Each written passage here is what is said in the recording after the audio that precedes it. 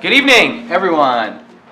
Welcome to the Summit Common Council meeting experience, where it's 82 degrees and we're screaming at you, and some of the technology works. That's a joke. We're in the AC in City Hall comes on in the middle of this month, so we look forward to that. And our city clerk's office and the folks who have been here for the last several weeks are working incredibly hard to get our council chamber upgrades complete, and we're thankful, very thankful for their work. So let's get started. We'll start with the adequate notice compliance statement, please. Madam Clerk.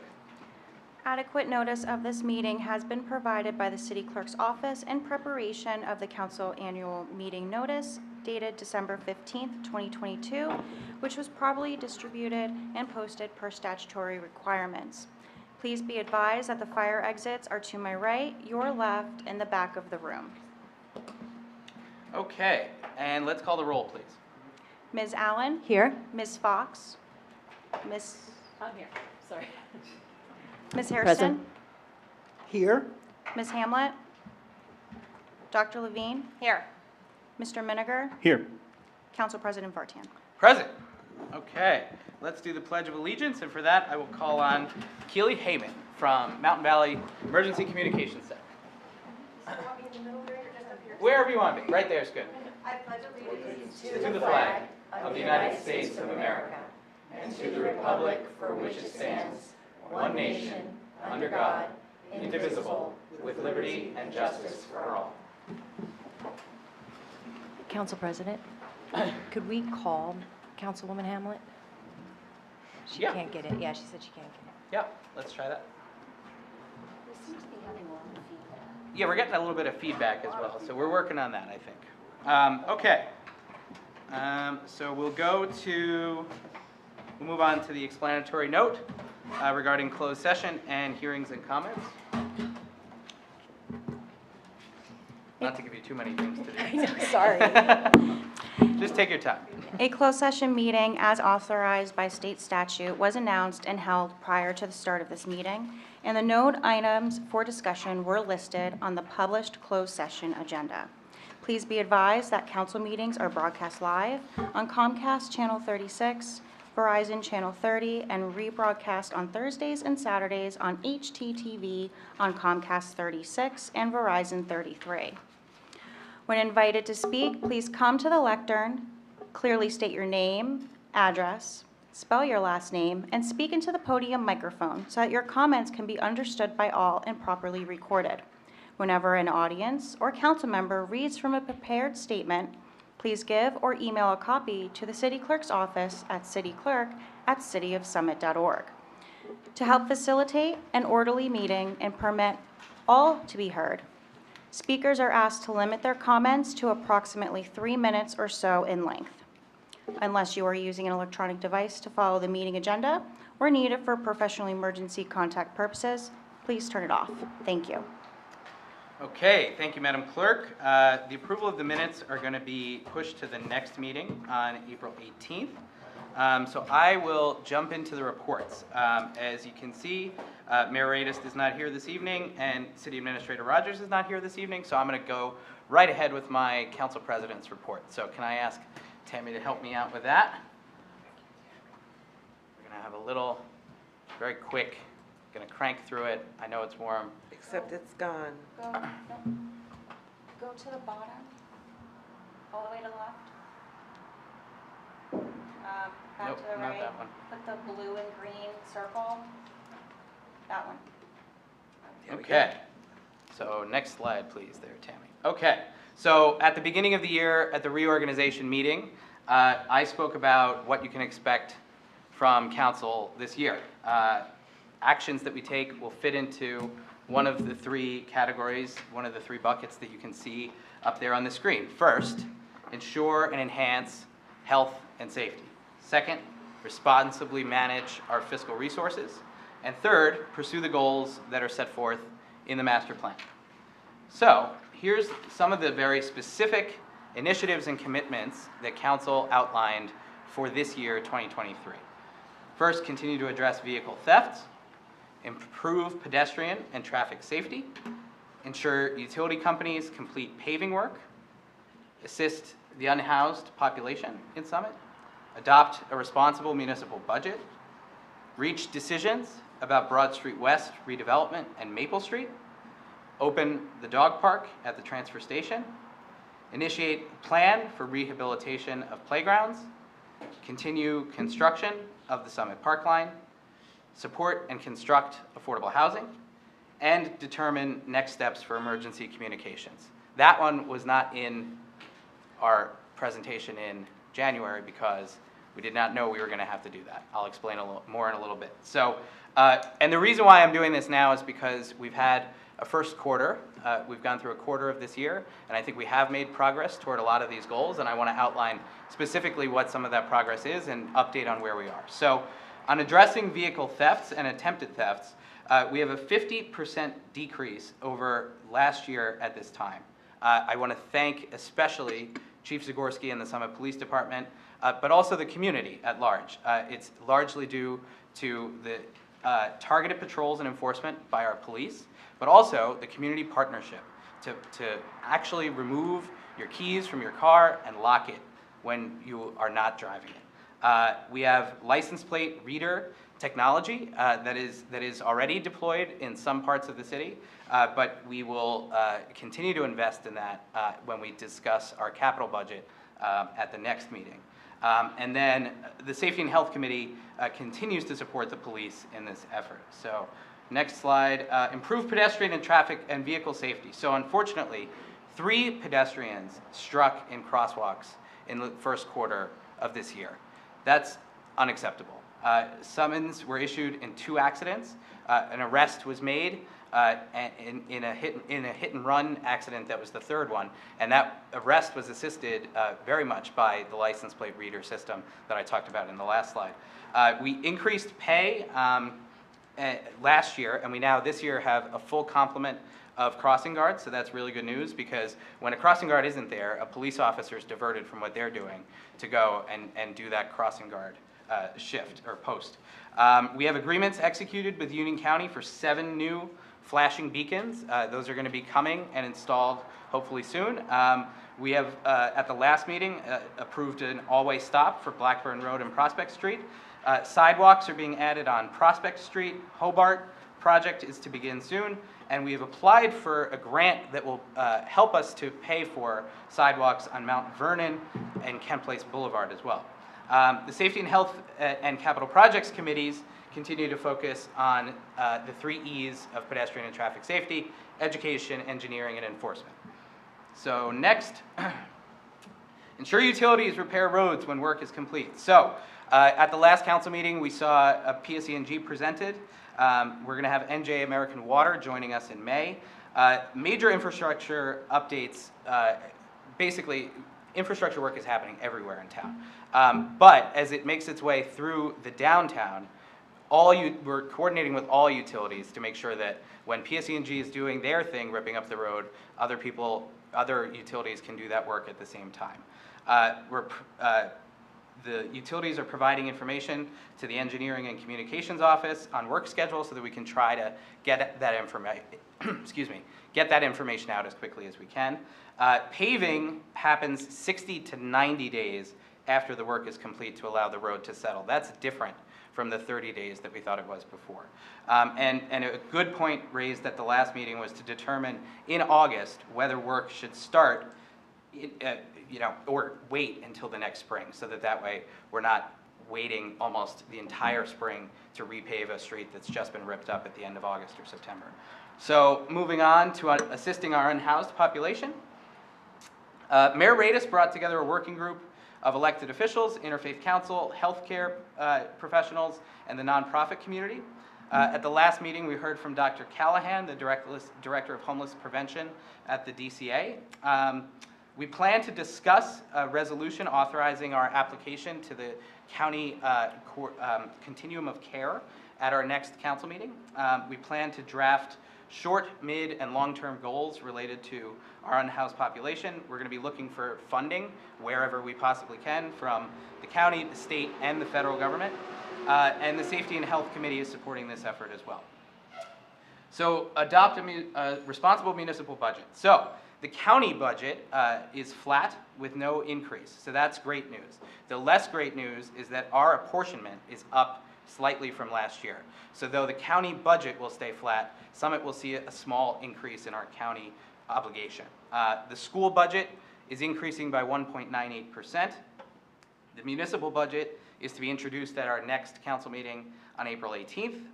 The budget hearing by law has to happen 28 days after that, so that'll be at our council meeting on Tuesday, May 16th. So there's a council meeting in between.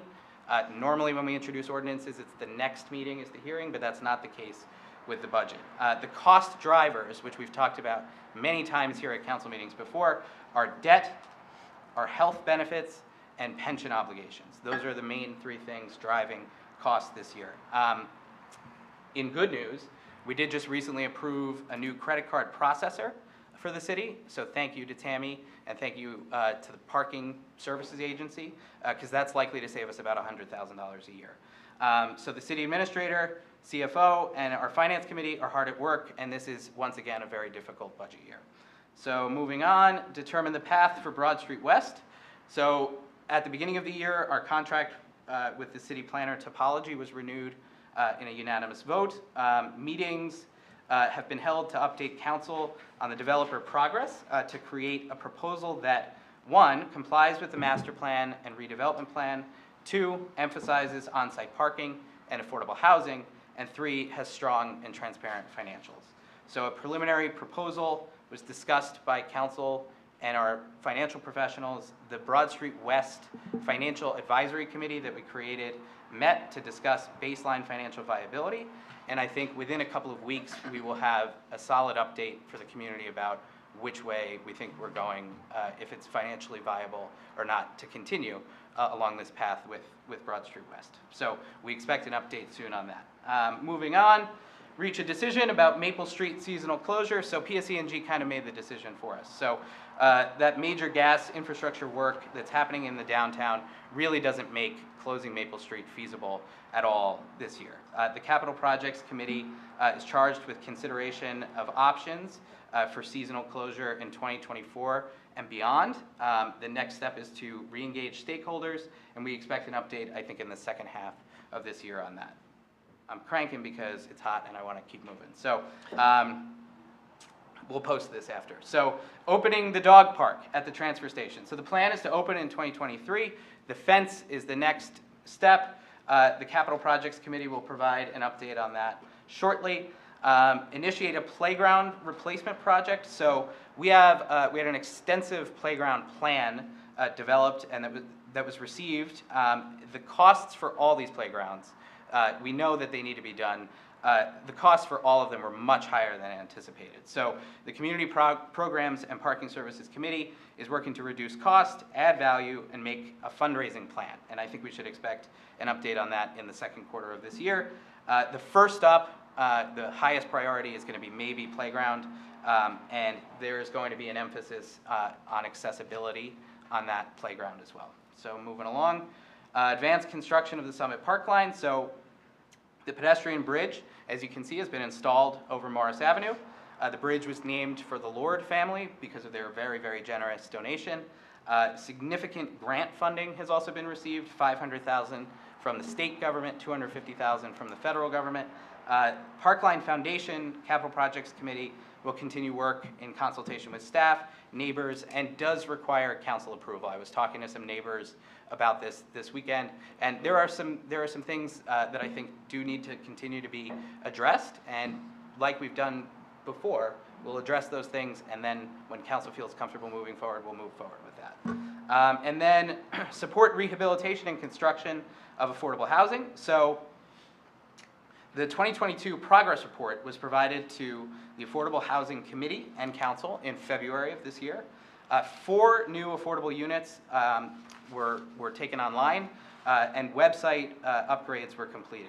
So you can now fill out basically a preliminary application on the website. There's a phone number that a person will answer. That's significant progress. We are considering possible deed restriction with a new construction incentive for a local nonprofit with housing. We expect an update on that in the second quarter. There is an RFP anticipated for 2 additional units on Ashwood Court. That's kind of on the backside of the new Habitat for Humanity project, and it's on the court side of Ashwood Court. And then the Summit Housing Authority is in the process of their RAD 2 financing. So we will get an update from them hopefully soon as well. Determine next steps for emergency communications. So this was unexpected that New Providence would vote to withdraw from the Mountain Valley Dispatch Center. We've had a good partnership with New Providence and with Milburn and with Springfield as a customer of the Emergency Communications Center. It allows us to sharing services in this way allows us to have some higher level of control while also collaborating with other communities that are similar to ours. New Providence's decision was unexpected and disappointing. So I'm a former EMT myself, and the folks over there probably listening to my voice now recognize who I am through the radio. So we're working closely with the city administrator, our health and safety committee, and then our professionals in Mountain Valley, the county, and our neighbors to determine what will come next here. We are going to perform a cost-benefit analysis of all those options, and we will communicate clearly about that to the community. I think we will expect a decision on the course of action for the community by the end of the third quarter, really at the latest. It should be sooner than that. And then I just wanted to put this in there. We've been focusing on access to council members. We want to make sure that everyone feels like their voice is being heard, and we want to hear from the community. So our email addresses have continue to be on the city website. We've had 6 Facebook Live events so far with council members. They're highly successful, I think. 500 average views was what I put in here before. The one that we had last week with council members Levine and Fox, which was really popular. It was like 1.3 thousand views. And I don't mean to sound surprised. It was just more than I've ever had. So I'm a little jealous. But that's okay. I'm writing an update, an outline of what you can expect at the council meetings before. And then I write a quick summary of the council meetings the next day after. We are expecting to get some office space in City Hall, the office that used to be the courts, where council's trying to take over, basically annex that space that's through there. And so we expect concept plans by May.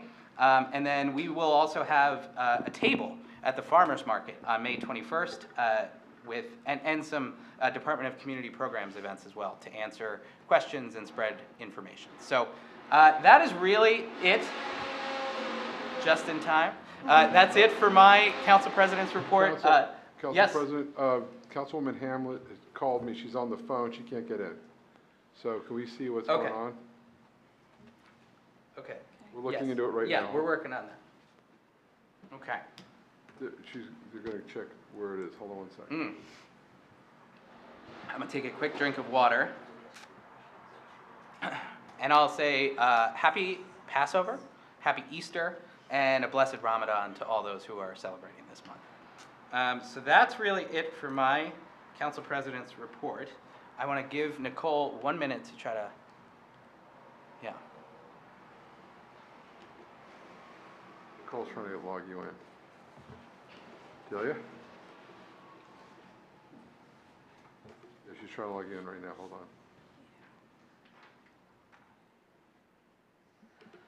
I don't know what they did.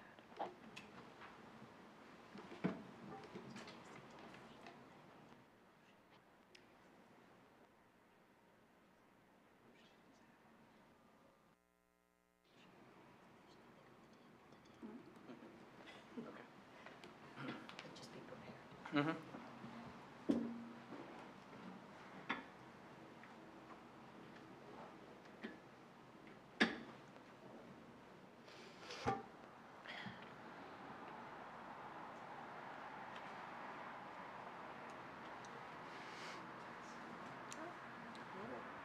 Yep, there you go. Is that working? You should be on now. You on? Hold on. Councilmember Hamlet? Can you hear me? Yes. Yes. Okay, is there a reason why we can't do video, or is that too much to ask right now? There we go. Are you Are we online? Hi, guys. You have to turn your video on. Yeah. Can you hear me? We can hear you.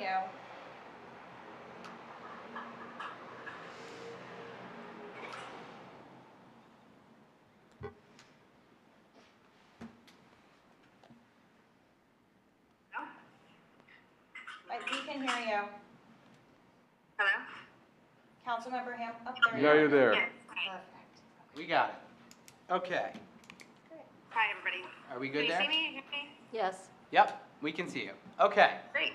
we're moving on to mayoral Oh, proclamations. sorry. I lost the first 20 minutes of the meeting, 25 minutes, so can we just recap? I couldn't see or hear anything. Can you just catch me up? I went over the presentation that I sent you on the weekend, which was, we did the pledge, we did the president's report, and that was really it.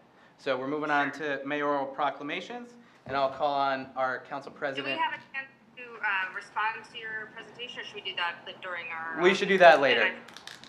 We're moving on to mayoral proclamations. Moving on? Yep.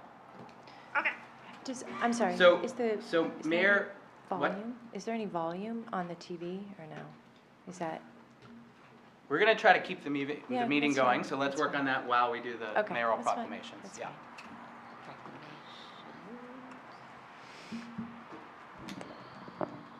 Good evening, everyone. I am Councilwoman Susan Hairston, and I'm here on behalf of our mayor as pro temp to read a proclamation sorry about the feedback. Our first presentation is to the court-appointed special advocates of Union County, otherwise known as CASA. And if you all are not familiar with CASA, you should be. It is an amazing group of volunteers who see after our most vulnerable children in Union County, and it's a state and a nationwide program for children who are abused or removed from their home or in foster care. And this is Child Abuse Prevention Month. And so on behalf of the mayor and city council, and I should say the interim executive director, Erica Fisher-Caslander, was really excited about having her team be here, but they had a joyous event happen. A baby was born. And so they're not able to be here to accept this, but I am really pleased to read this.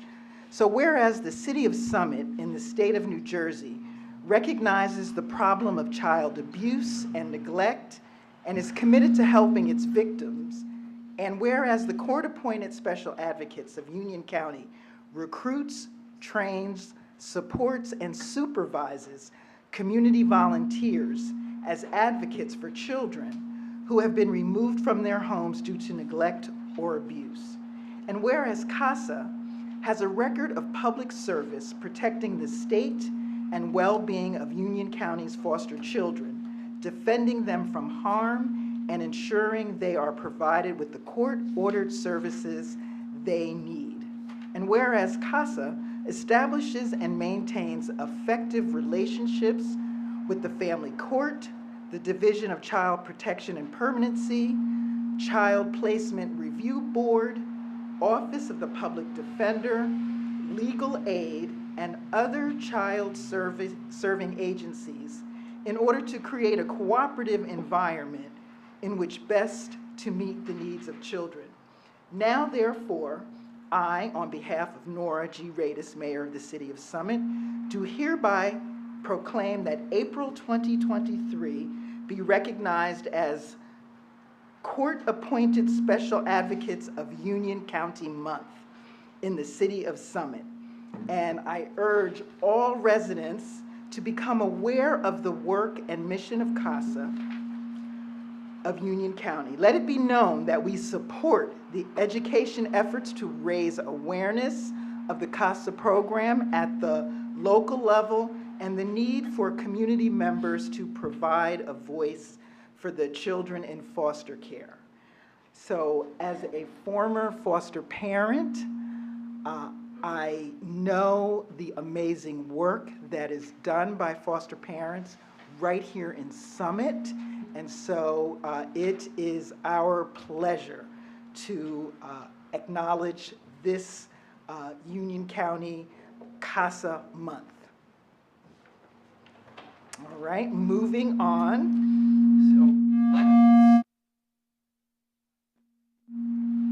Sorry. We're gonna take a 5 and try to figure out what's going on. Do you think it's because the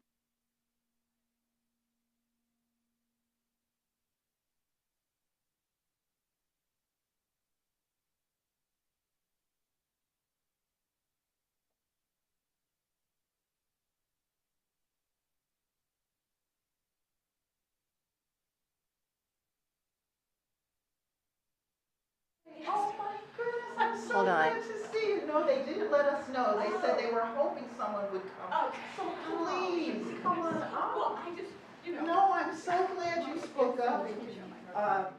We got a note.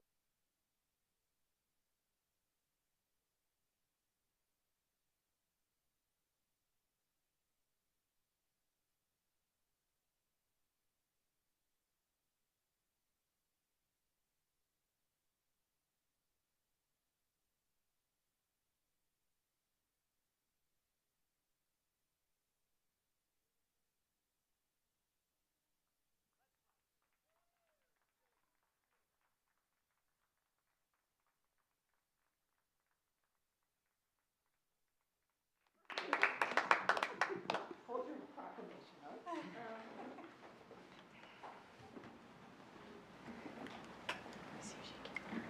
Thank you. Thank you so much.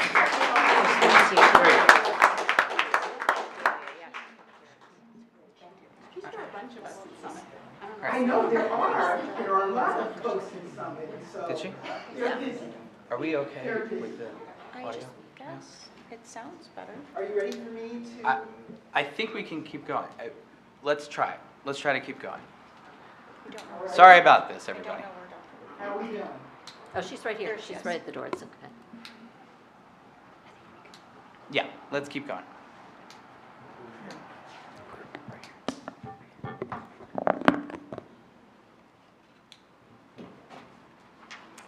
Okay, so our next proclamation is to our Mountain Valley Emergency Communications Center. And I know we have a big team here who is led by the Executive Director, Keely Heyman. May I ask all of the representatives from Mountain Valley, come on up.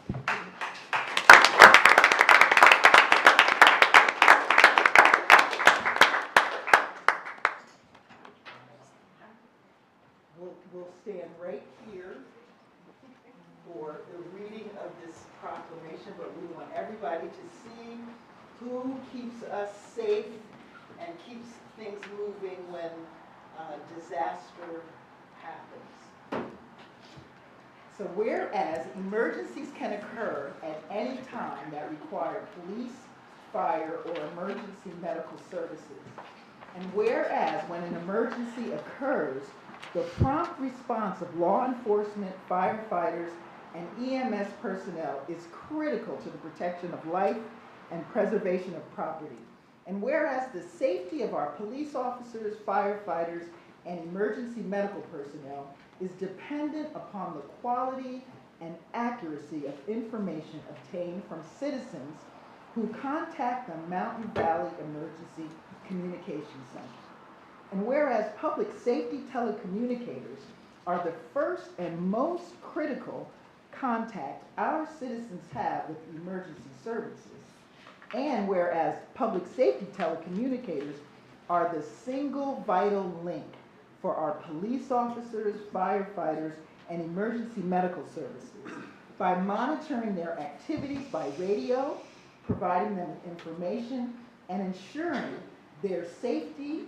And whereas the public safety telecommunicators of the Mountain Valley Emergency Communications Center have contributed substantially to the apprehension of criminals, suppression of fires, and treatment of patients. And whereas each dispatcher has exhibited compassion, understanding, and professionalism during the performance of their job in the past year. Now, therefore, I, on behalf of Nora Radis, Mayor of the City Summit, do hereby proclaim that April 9th through the 15th be recognized as National Public Safety Telecommuters Week.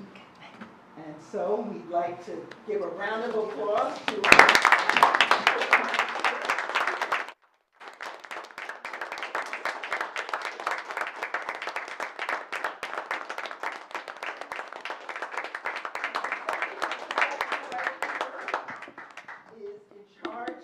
amazing team who I got to hear about personally when I was on the safety committee.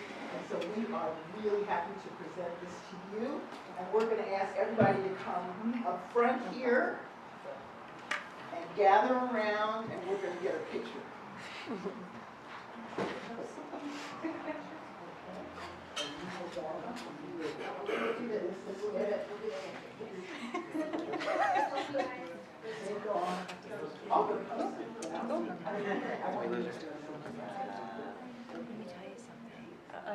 Did we lose her?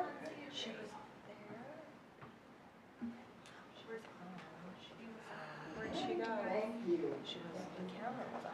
Thank you guys for what you do. No, she's there. There we go. Okay, we're good.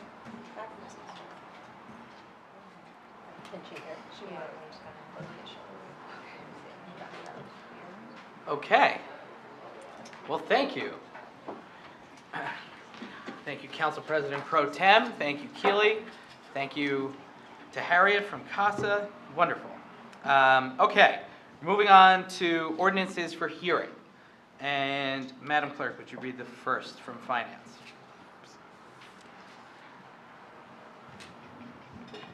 Ordinance to exceed the municipal budget, appropriation limits, and to establish a cap bank. Okay, thank you. Councilmember Miniger. Thank you, Council President. This is an ordinance to allow the city to exceed the municipal budget appropriation limits and establish a cap bank. State law establishes two limits to what the city can increase in their budget, two caps. On the revenue side of the budget, property tax increases are limited to 2% over the prior year's tax levy. And on the expenses side of the budget, appropriation increases are limited to 3.5% over the prior year's appropriations. This ordinance deals with that appropriations limit. It allows for an increase of appropriations up to that limit, and then any difference between the actual final appropriations amount and that 3.5% increase amount, we still will be able to utilize in the event of an unforeseen circumstance, because we will be banking that. No actual money is sitting in a bank, but we are reserving that leftover appropriations increase amount for an unexpected future need up to 2 budget years in the future. We are not planning to exceed this cap. This is an important step that the city takes every year, giving us that extra appropriations wiggle room should we ever need it. I move to open the hearing on this ordinance. A second? Okay, the hearing is open. We'll start with council members. Comments? Nope. Comments from the community? Okay, I think we're gonna close that hearing. All right, and we'll move on to the second one. Madam Clerk? Thank you. An ordinance amending the code, Chapter 7, Traffic, Section 7-25, Regulations for the Movement and Parking of Traffic on Municipal Property and Board of Education Property, subsection 7-25.4, Regulations. Okay, thank you, Madam Clerk, and I think we're gonna have this one read by Councilmember Miniger, right? Yes. Thank you, Council President. This is an ordinance that formally adds Juneteenth to the list of free parking holidays in Summit. A federal holiday as of 2019, Juneteenth will join 10 other holidays during which there is no parking fee at pay stations or parking meters in the city. I move to open the hearing on this ordinance. And do we have a second? I can second that. Okay. We're open, the hearing is open on this. We'll start with council members. None? Sorry. All right. Members of the public? No? Free parking. Makes sense. Okay. We'll close the hearing on that one as well. Okay. Moving on to ordinances for final consideration. We've got a couple. Councilmember Miniger. Thank you, Council President. This first one is an ordinance to allow the city to exceed the municipal budget appropriation limits and establish a cap bank. Having closed the hearing just a moment ago, I move this ordinance for final adoption. Do we have a second? I second. Okay. We will take a roll call vote on this, right? Yes. Ms. Allen? Aye. Ms. Fox? Aye. Ms. Hairston? Aye. Ms. Hamlet? Can you unmute? We can't hear you. Is it because? Yeah. Oh, the microphone.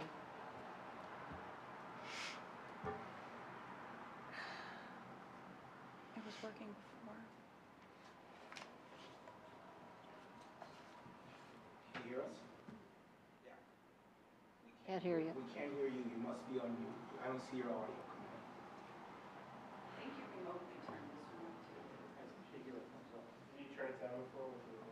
She could hear us, we can't hear her. The volume is up. It was working before. Yeah.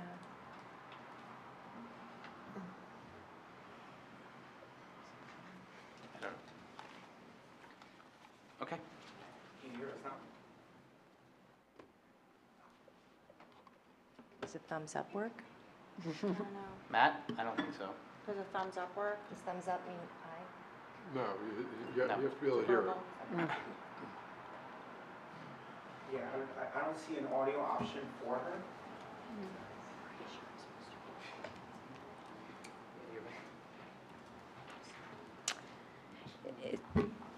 Is there a phone option? Yeah, I mean, can we have a, Yeah, you can have her call in. yeah, Do you want me to call her and tell her to call in? let's do that, yeah. Okay. At least-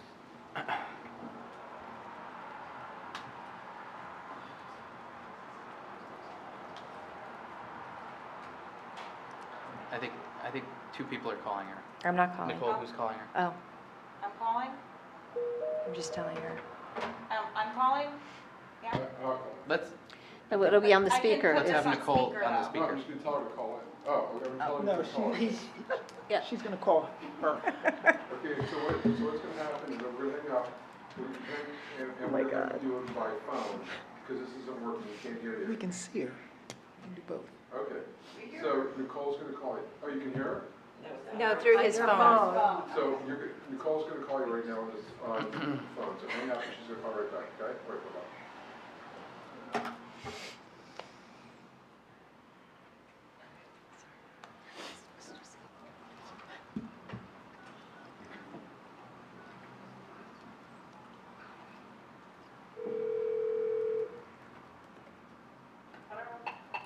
Councilmember Hamlet, can you hear me? Yes. Okay. How are you? So do you want me to do roll call again? Yes. Okay. This is for the ordinance to exceed municipal budget appropriation limits and to establish a cap bank. Ms. Allen? Aye, but we just hung up the phone. What? The She's on phone went speaker. dead. She said the phone went dead? How did it go dead?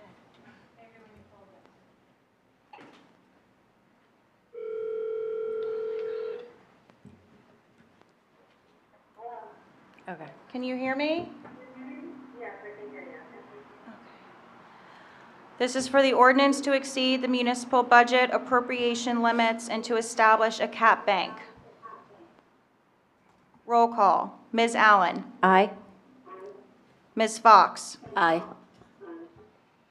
Ms. Hairston? Aye. Ms. Hamlet? I heard aye. Yeah. Dr. Levine? Aye. Mr. Miniger? Aye.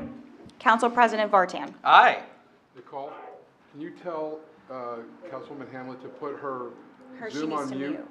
Yeah. Councilmember Hamlet, can you mute yourself on Zoom so there's no feedback?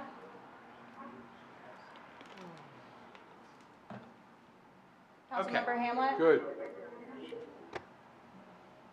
She's muted. All right, well, painstakingly, that ordinance passes. Okay, we're going to attempt to continue to move along. We've got another ordinance for final consideration from Community Programs and Parking Services. Please read this one, Madam Clerk. An ordinance amending the code, Chapter 7, Traffic, Section 7-25, regulations for the movement and parking of traffic on municipal property, and Board of Education property, subsection 7-25.4, regulations. Okay, Councilmember Miniger. Thank you, Council President. This is an ordinance that formally adds Juneteenth to the list of free parking holidays in Summit. Having closed the hearing just a moment ago, I move this ordinance for final adoption. A Okay. second. Thank you. We'll take a roll call vote on this. Ms. Allen? Aye. Ms. Fox? Aye. Ms. Hairston? Aye. Ms. Hamlet? Dr. Levine? Aye. Mr. Miniger? Aye. Council President Vartan? Aye. Okay, and that ordinance is adopted as well. We're moving on to ordinances for introduction. And would you read that one from Capital Projects and Community Services, Madam Clerk? An ordinance by the Common Council of the City of Summit, County of Union, New Jersey, repealing and replacing in its entirety Chapter 27, Flood Prevention and Protection of the Code of the City of Summit to adopt new floodplain management regulations, associated maps, and designate a floodplain administrator, and providing for severability and an effective date. Okay, and to read this, Councilmember Levine. Thank you, Council President. I'd like to please introduce ordinance number 100112, repealing and replacing in its entirety Chapter 27. This is a state-mandated floodplain ordinance, and we are following the state's model ordinance, which has been approved by both the NJDEP and FEMA. The state has set a deadline to adopt this new ordinance of May 2nd, 2023.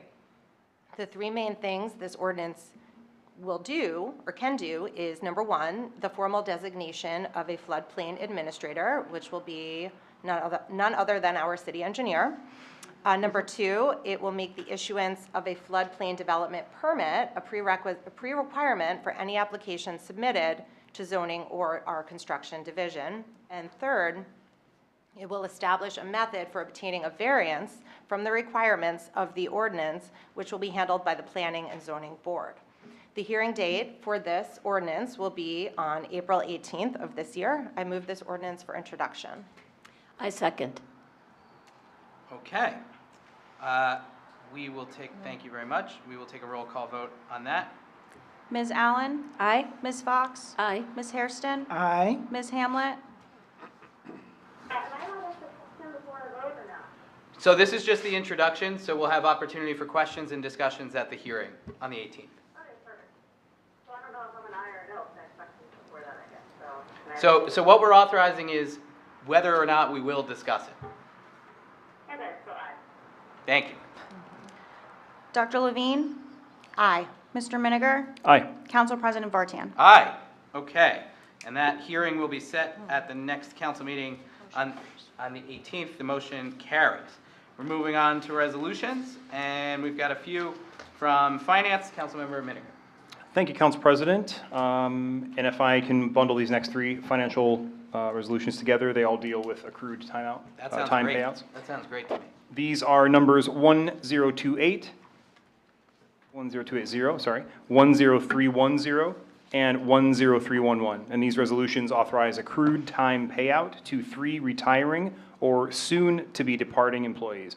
2 from the Police Department with payouts in the amount of $5,306.80 and $640.59 respectively. And 1 from the Fire Department in the amount of $1,476.72. Per the agreements in the police and fire contracts, they are allowed to accrue time payouts up to a certain number of hours. And per our closed session discussion, I move that we adopt these 3 resolutions. I second. Okay. All those in favor? Aye. Oh, sorry. I did skip that step. I skipped that step. I apologize. We have, let's go to council member comments. Thank you. So the one thing I'm trying to understand, Councilmember Miniger, can you please just walk me through the calculations? As a new council member, I'm trying to educate myself and the public on how calculation regarding accrued timeout. If you could just walk me through that. I spoke with Tammy about it briefly, but I'm truly just trying to understand. I feel like before I asked Tammy the questions today, I really didn't understand how I look at the numbers. And I think it would be important for the public to understand. So for in this instance, I think it was 21 hours. So it's 21 hours times his hourly rate. And then is there a cap on that? There's a cap on the number of hours, and it applies to vacation. No, is there a cap on the amount? Like, I just was wondering if somebody could just walk me through a general calculation. It doesn't even have to be this one. Sure. Tammy? CFO Baldwin. Tammy? Thank you. Oh, you want to move The mic to you. Yeah, and I know we kind of talked about it at like 5 o'clock on email tonight, Tammy, but I think it's really important to educate the public on this because a lot of times we see the information and we're not really sure what we're looking at. And I think it's important as council members to understand exactly what we're looking at. Okay, you can hear me, correct? Yes. Okay, Thank you. so through you, Council President. Yes, please. Per the contracts for the FMBA and the PBA, they are allowed to accumulate a certain amount of hours of compensatory time. I said that wrong. Compensatory. Compensatory time, vacation time, and upon their resignation or retirement, they can be paid out. In the case that you're talking about, it was 21 hours of compensatory, oh my gosh. Compensatory time. You got it. That was paid out to one member retiring from the fire department. Depending on the year of service, the contract dictates how many hours you are allowed to accumulate. So there is a cap on it, depending on the year that you entered the service. So it's different, Okay. there's different caps depending on how many years of service you have and when you entered Okay. the service. Got it. So I know we went back and forth on one today. I can't remember which one it was. But I'm just trying to understand. So we have sort of a playbook when I can look at it and understand. I mean, obviously, trust everybody's doing the right thing, but I can't grasp it and understand it unless I truly understand the calculations. And so what we do, just so everybody knows, is these are done through payroll. There are extra checks done through payroll. So when I sit down with the payroll supervisor, when it's time to submit the payroll, we go over the calculations. Initially, we go over them again to make sure that they match and that they're within the guidelines of the contract. Okay. Thanks for explaining that, Tammy. I appreciate it. Okay. Thank you, Tammy. Other council member comments? Comments from members of the public? Okay, now I think we're ready for a vote on this. Sorry, all those in favor? Aye. Aye. Any opposed? Okay, the motion carries and those resolutions are adopted. We're moving on to safety and health. There's one there, Councilmember Fox. Thank you, Council President. This is ID number 10300, and this is, as discussed in closed session, this resolution appoints Shirley Kimi to the position of police officer. The Safety Committee met with Ms. Kimi a few weeks ago, and we were very impressed with her, and I enthusiastically moved this resolution. And her start date is effective April 6th. I second. Excellent. Comments from members of council? Comments from members of the public?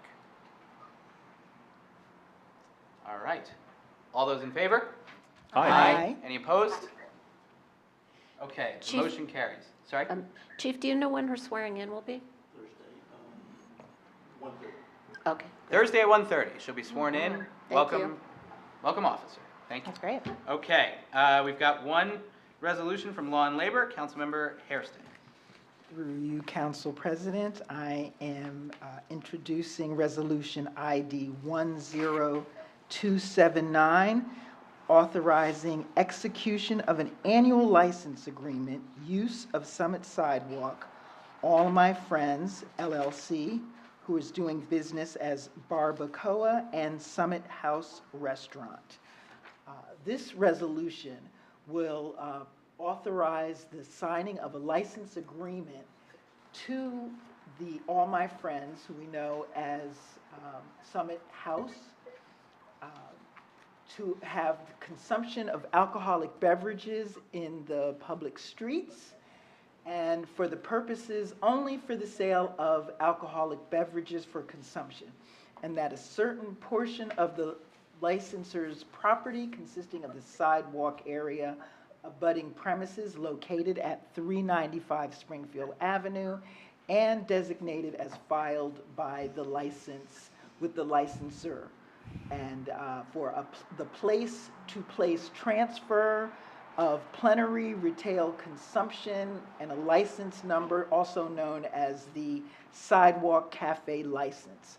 And it is at an annual charge based on the per-table basis in accordance with the city's existing per-table fee structure, and that would be in the amount of $404. It's payable in advance, and also the establishment had to show proof of a $1 million liquor liability policy. And so with that, I move this resolution forward for approval. Okay, do we have a second? I can second that as well. Okay. Comments from members of council? Just a question, possibly for the city clerk. The charge now is just for the liquor license portion of this, and the rest of it is after the Sidewalk Cafe plan is approved. I believe that's right, how it works? And then there's an additional $404 for that same number of seats, is that right? Through you, Council President, there's an initial application fee of $404 based off that per table structure. This resolution is specific towards just the liquor license portion, which is also through that per table structure amounting in $404. So it's two separate fees. This one is particular to liquor. Perfect, thank you. And then through you, Council President. Sorry. So one more from Councilmember Miniger? Sure, one more. Through you, Council President, to Aaron Traeger. At what point do we evaluate whether they have a 4-foot gap between the edge of the table and the edge of the sidewalk, as is the requirement for a sidewalk cafe to go in? Because I know we dealt a lot with that last year with Parklets, so I just wanted to verify that was still happening. Yes, through you, Council President. The first step is when they submit the application, it has a plan that would indicate it there. And then upon setup and periodic inspections, we'll make sure that that's being actually conformed to, so. Okay, thank you very much. Excellent. Councilmember Hamlin? Yes, I just had a quick question. So does this mean that the sidewalk has been approved already? I wasn't sure. That's what we're doing right now, right? No, this is No, the we're liquor doing the liquor license. Oh, the liquor license. Doing the I'm sorry. license for the liquor license. So the So is cafe, the sidewalk, right? right, so is the sidewalk cafe approved, or are we doing a liquor license? So this is just for the liquor license. So right, so that's fine, but my question is, has the sidewalk plan been approved yet for the cafe? Yeah. That's already been approved? Through you, Council President. So they submitted an application. Part of that application is to also obtain this resolution. It's still in review. It actually goes to review for 4 different departments to make sure they're in compliance with everything. That's also part of that 4-foot pedestrian walkway that Councilmember Miniger was talking about. This is just one of the requirements for their application. So as of right now, their sidewalk cafe is not approved. This is part of the requirement that they need. Well, real quick, so 2 things I've noticed. One, we've already got tables out there, so regardless of whether or not it's approved, it's whatever, it is what it is, tables are out there. Number 2, through Murphy, do we actually have to worry about these requirements, Aaron, until 2024 regarding the distances and stuff? If you approve cafes, are we don't have to worry about that? Can you repeat what you said? I think she means the liquor license. So for I the think she means people, the okay, extension from- excuse me one sec. So for everybody, I appreciate all the help. I do, thank you. So for everybody at home, the question was related to whether the sidewalk cafe has already been approved, right? And the observation that there are already tables out there, right? And so did I miss a part of the question also? No, but the second part is, Murphy said they can have outdoor sidewalk cafes until 2024, so do we need to worry about all these a foot here, a foot there, for sidewalk cafes and stuff? Is that? So I think the question is, right, there was an executive order from Governor Murphy related to consumption of alcohol on the street, and whether that affects this execution of a license agreement here, right? Is that right? I think Governor Murphy, my understanding of it from my recollection is that was extended till 2024. Okay. For the consumption of alcohol outside, and that was extended in sometime in 2022. So Right, but that was for the street, and that's separate from what we're doing here, which is an extension of the liquor license to the sidewalk. Yeah, I don't know correct? its That was the application. sidewalk cafes. Yeah, that's what we're saying. So this is Right. an execution of an agreement for the sidewalk cafe. Yes. Councilmember Libby. I just want to address one thing that Councilmember Hamlet asked about, whether a foot here or there still matters. And I just wanted to say I was educated in this process that there is still an ADA compliance process that needs to be met anytime there's any outdoor cafes. So someone in a wheelchair, for example, would need to be able to have adequate clearance to safely navigate that sidewalk. Okay. Council President? So Yeah. just to be clear, though, the 2024 extension, I understood the question as, do we need to go through the extra steps for outdoor dining, even though since the 2024 extension is still in place? I think that was how I understood the question. Yes, I think we have our own local ordinance that we're complying with to go through this process to make sure that it's in compliance with the city code, handicap accessibility, all types of things, so that you are still permitted to do that by ordinance. That's what we're doing. Council President? Yeah, let's get our clerk to weigh in, please. Through you, Council President. So I think it was maybe 3 years ago, it was when I first just got on. All my friends actually extended their liquor license from inside their footprint and extended it onto the sidewalk that is on Maple Street that abuts the premises. So it's two totally different things. The executive order from the governor, that allows them to go into the street.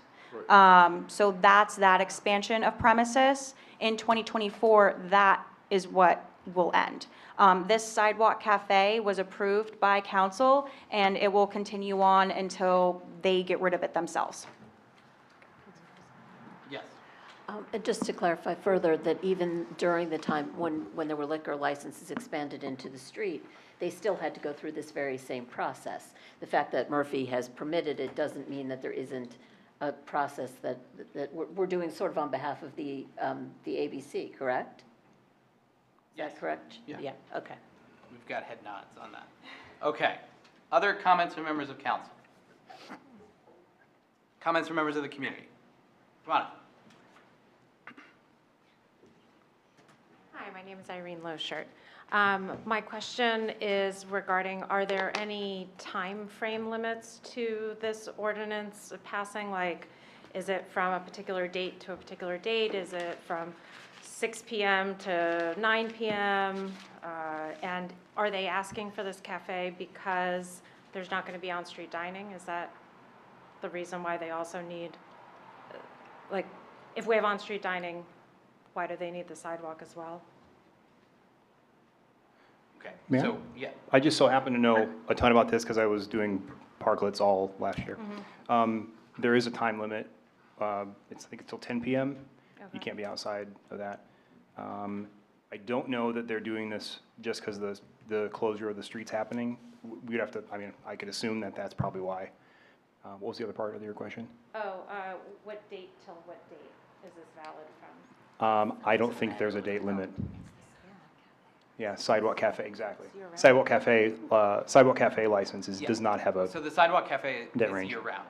Yeah. Oh, so like in the winter also? Yeah. Okay. Yeah. And how do they deal with snow on the sidewalk? Well, Because- usually they just don't. Right, Usually no, they well, just don't put up a. But there are so many rules, But they would have it's like to- you might as well write them all in, to make sure. Well, yeah. So the sidewalk cafe is allowed year-round because there are some places that keep their tables Out. year-round, Okay. and most don't Okay. for snow removal and the obvious reasons. But that's, yeah. So I guess my question is, if there is on-street dining, can they also have the sidewalk cafe? No. No. No, we're not entertaining closure of streets for the purpose of dining this year. Okay. And moving forward, what we, related to parklets, what we did do in our ordinance that we passed recently was it's one or the other. It's parklet or sidewalk cafe. I see. And if you have room for a sidewalk cafe, that is that must take precedent. Over the. Yes, park. so Okay. that, when we passed that ordinance, basically eliminated any possibility of parklets, say, on Union Place, for example. Okay. Right, Thank you. perfect, thank you. Other comments from the community? Okay, I think we're ready for a vote on this. All those in favor? Aye. Any opposed? And this motion carries. Okay, thank you very much. We're moving on to capital projects and community services. Councilmember Levine. Thank you, Council President. Resolution number 10124 establishes 2023 fees for operating and maintaining our sanitary sewer system. This is something we do annually. This year, there is a slight increase in our fees, but they are still quite reasonable when compared with our neighbors. Costs are up across the board, things like fuel, labor, chemicals, and those are what account for the slight increase. I move to adopt this resolution. I second. Okay. Any comments from members of council? Comments from members of the public? Okay. All those in favor? Aye. Any opposed? And that motion carries. On to number 2, Councilmember Levine. Thank you, Council President. Resolution number 10243 authorizes our 2023 submittal of the 2022 tonnage report data to the state of New Jersey. So this is literally a percentage of the amount of our waste, our total waste percentage that we recycle. This is also done annually, and this determines in turn what type of funding we get from the state to support our efforts in recycling. The more tonnage we report that we recycle, the more money we get back. I move to adopt this resolution. I second. Okay. Comments from members of council? Comments from members of the public? All right. All those in favor? Aye. Any opposed? The motion carries. On to number 3, please. Thank you, Council President. Resolution number 10125 awards a bid to Riverview Paving Incorporated to execute a portion of the Prospect Street Improvement Project in the amount of $515,469.35. This portion of the project includes repair of curbing and sidewalk, extension of the sidewalk network, drainage upgrades, and the milling and paving of Prospect Street from Pine Grove to Blackburn Road. The rest of the paving from Blackburn Road to Morris Avenue will be performed by DPW staff in a cost savings measure. I move to adopt this resolution. I second. Okay. Comments from members of council? I just have a quick question. Sure. Regarding the stop sign that was approved at the last meeting, will we be holding off on that stop sign until this project is done? Like, when will we be applying for that stop sign? Some of the residents have asked me recently. Director Schrager? Could you please repeat The question was, we approved an always stop there at the last council meeting. And when will that be installed, before or after the road work? And I'm directing to Director Schrager. Yes. Yes, through you, Council President, the intent was always to put in the 4-way stop at completion of the project when we do the final striping and signage at the end, so. Okay. Perfect. So we're going to wait. So when do we think that this project will be done? Is it like a year? Is it 6 months? Is it? So the time frame for completion is the question. Yeah, with this award, assume 6 to 8 weeks before the contractor starts and 6 to 8 weeks after that when it would be completed. So I just threw out numbers and I don't know how that helps with the date, but so that's 4 months out, so probably by end of summer. Okay. And that's partially affected by materials and labor and weather, so Yes. it's an estimate. Yeah. Okay. Other council member comments? Comments from members of the public? Okay. All those in favor? Aye. Any opposed? And the motion carries. Last one, Councilmember Levy. Thank you, Council President. Resolution number 10273 authorizes a grant application submission. The 2023 Association of New Jersey Environmental Commissions Open Space Stewardship Grant Program in an amount not to exceed $1,500. The proceeds, if awarded, would provide fencing for the butterfly garden that's already been installed in the park line. This is spearheaded by our Environmental Commission. And to save on labor costs, they will utilize many volunteer hours to complete this project. I move to adopt this resolution. I second. Okay. Comments from members of council? Comments from members of the public? Okay. All those in favor? Aye. Any opposed? And the motion carries. Thank you very much. We're moving on to the consent agenda portion of the evening. Do I have a motion to accept the consent agenda? So moved. And a second? Second. Okay. Any discussion about any of these?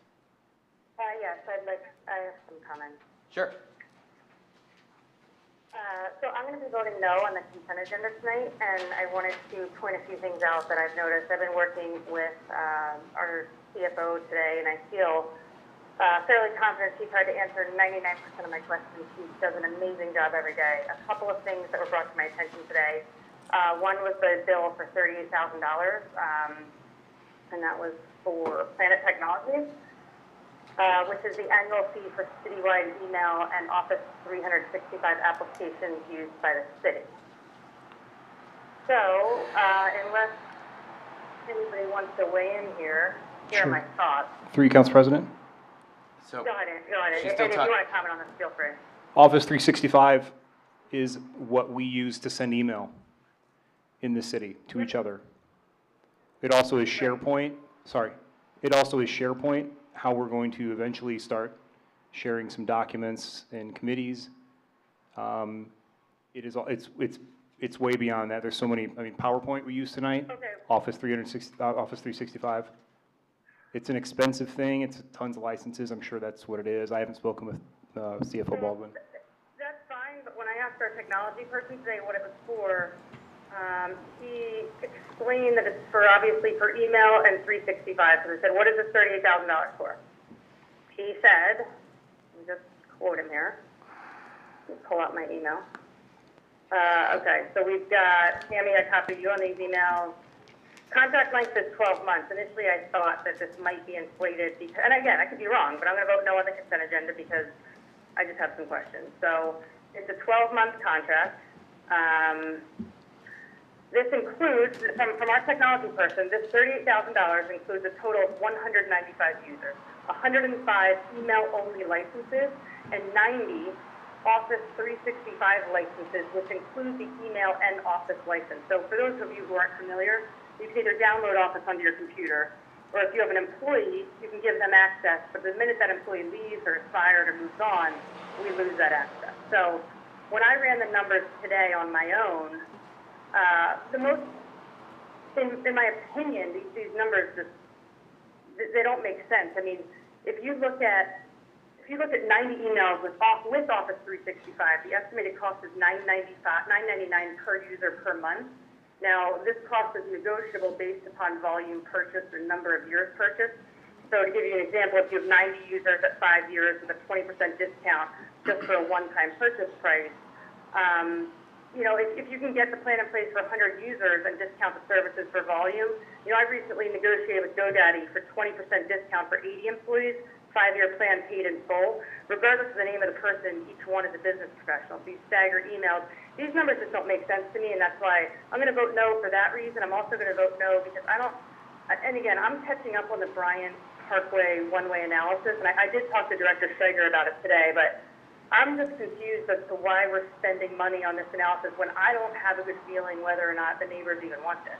And again, I'm sure it could be totally fine. Maybe I'm just out of the loop. But those two reasons are why I'm going to vote no on the consent agenda tonight. I feel like I've done enough of my homework. Hopefully, Andy, you're ready to include SharePoint, but I got to be able to ask the questions before the meeting, and I haven't had adequate answers from our technology member. Or the numbers just don't make any sense to me, so I'm going to vote no. Understand, through Council President? Yep. Would we be able to take this item out of the consent agenda as well as the Bryant Parkway one that she mentioned? No, we've got a motion and a second on the consent agenda, but we can talk about it. We can keep talking about it I if we think that's want. a great idea, though, Andy. Yeah. We've got a motion No, and a you have second. a motion and a second. So Discuss it, but we you can can't. discuss what we want now, and then Can we're I voting ask on the a consent question? agenda as a whole. Out of just random curiosity, because I've never been a council person, we take a motion. Why do we second it before we have any discussion? It's almost like we should take a motion and then take comments. It's like we're seconding it and nobody's actually discussing it. So Again, we I go don't by understand the we go process. by Robert's Rules of Order, Right. and that's how we run our meetings. Maybe Robert didn't So understand. Generally, what you'd want to do is at a meeting before, when you have a consent agenda, when the council looks through it, they could ask to have the clerk separate items out from the consent agenda, so there's a separate vote on those items. Yeah. Sorry, what do we do, guys? So typically, if there's questions on a consent agenda item or you have doubts, typically it would be you could ask the city clerk to remove it from the consent agenda with the anticipation that there might be discussion and dissent. Also, the opportunity is there between when the packet comes and now to ask questions of city staff. So we're gonna continue to have conversation on the consent agenda, and then we'll vote on it as a whole as we have a motion and a second. So, yes. Okay. But I would love to hear, through you, Council President, about the Bryant Parkway analysis. So I think that's where we were headed, so This is I'm the just bill- curious. This is the bill bill- about the Yep. Bryant Parkway? Yep, Okay. yeah. Director Schrager. Yeah, there's about $10,000 linked Yep. to the Bryant Yep. Parkway one-way access.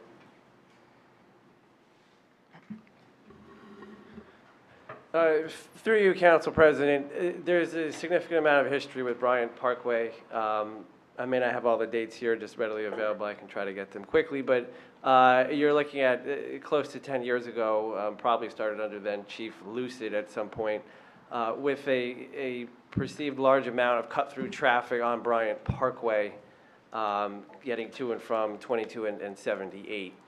So the initial first step was through police. Turn restrictions were placed, which did minimal to actually deter the behavior, though enforcement was implemented at times. At times, the enforcement was being done while people were continuing to disregard the rules in place. So over the next few years, traffic studies or speed studies were done to determine that, speed humps were not a viable option due to the speed hump laws. Additional studies were done in 2017, 18, actually I think it was 2019, about just coming up with options to try to alleviate some of the cut-through traffic on Bryant Parkway. I believe we had 7 or 8 options that were presented to the neighborhood at a public meeting in July of 2019. As a result of that, then it was desired to try to attempt a temporary closure of Bryant Parkway to see what the impact of traffic would be. That also required some upgrades to Orchard and Morris traffic signal, which was done just as the pandemic was underway. That said, the DOT did reject our request to implement a 2-week closure just temporarily, just to see what the impact of traffic would be. So we did a 24-hour closure, I believe, in December of 2021, but with the pandemic traffic, the results were somewhat inconclusive. Last year, at some point, the idea was developed to create a one-way street on Bryant Parkway, which would do several things. It would remove some of the traffic, which could reduce the number of vehicles to permit speed humps as an option, but would also help remove some of the current volume that takes place there. A study was done that determined that that is a viable option, but it would require some additional intersection improvements to the Morris and Orchard traffic signal.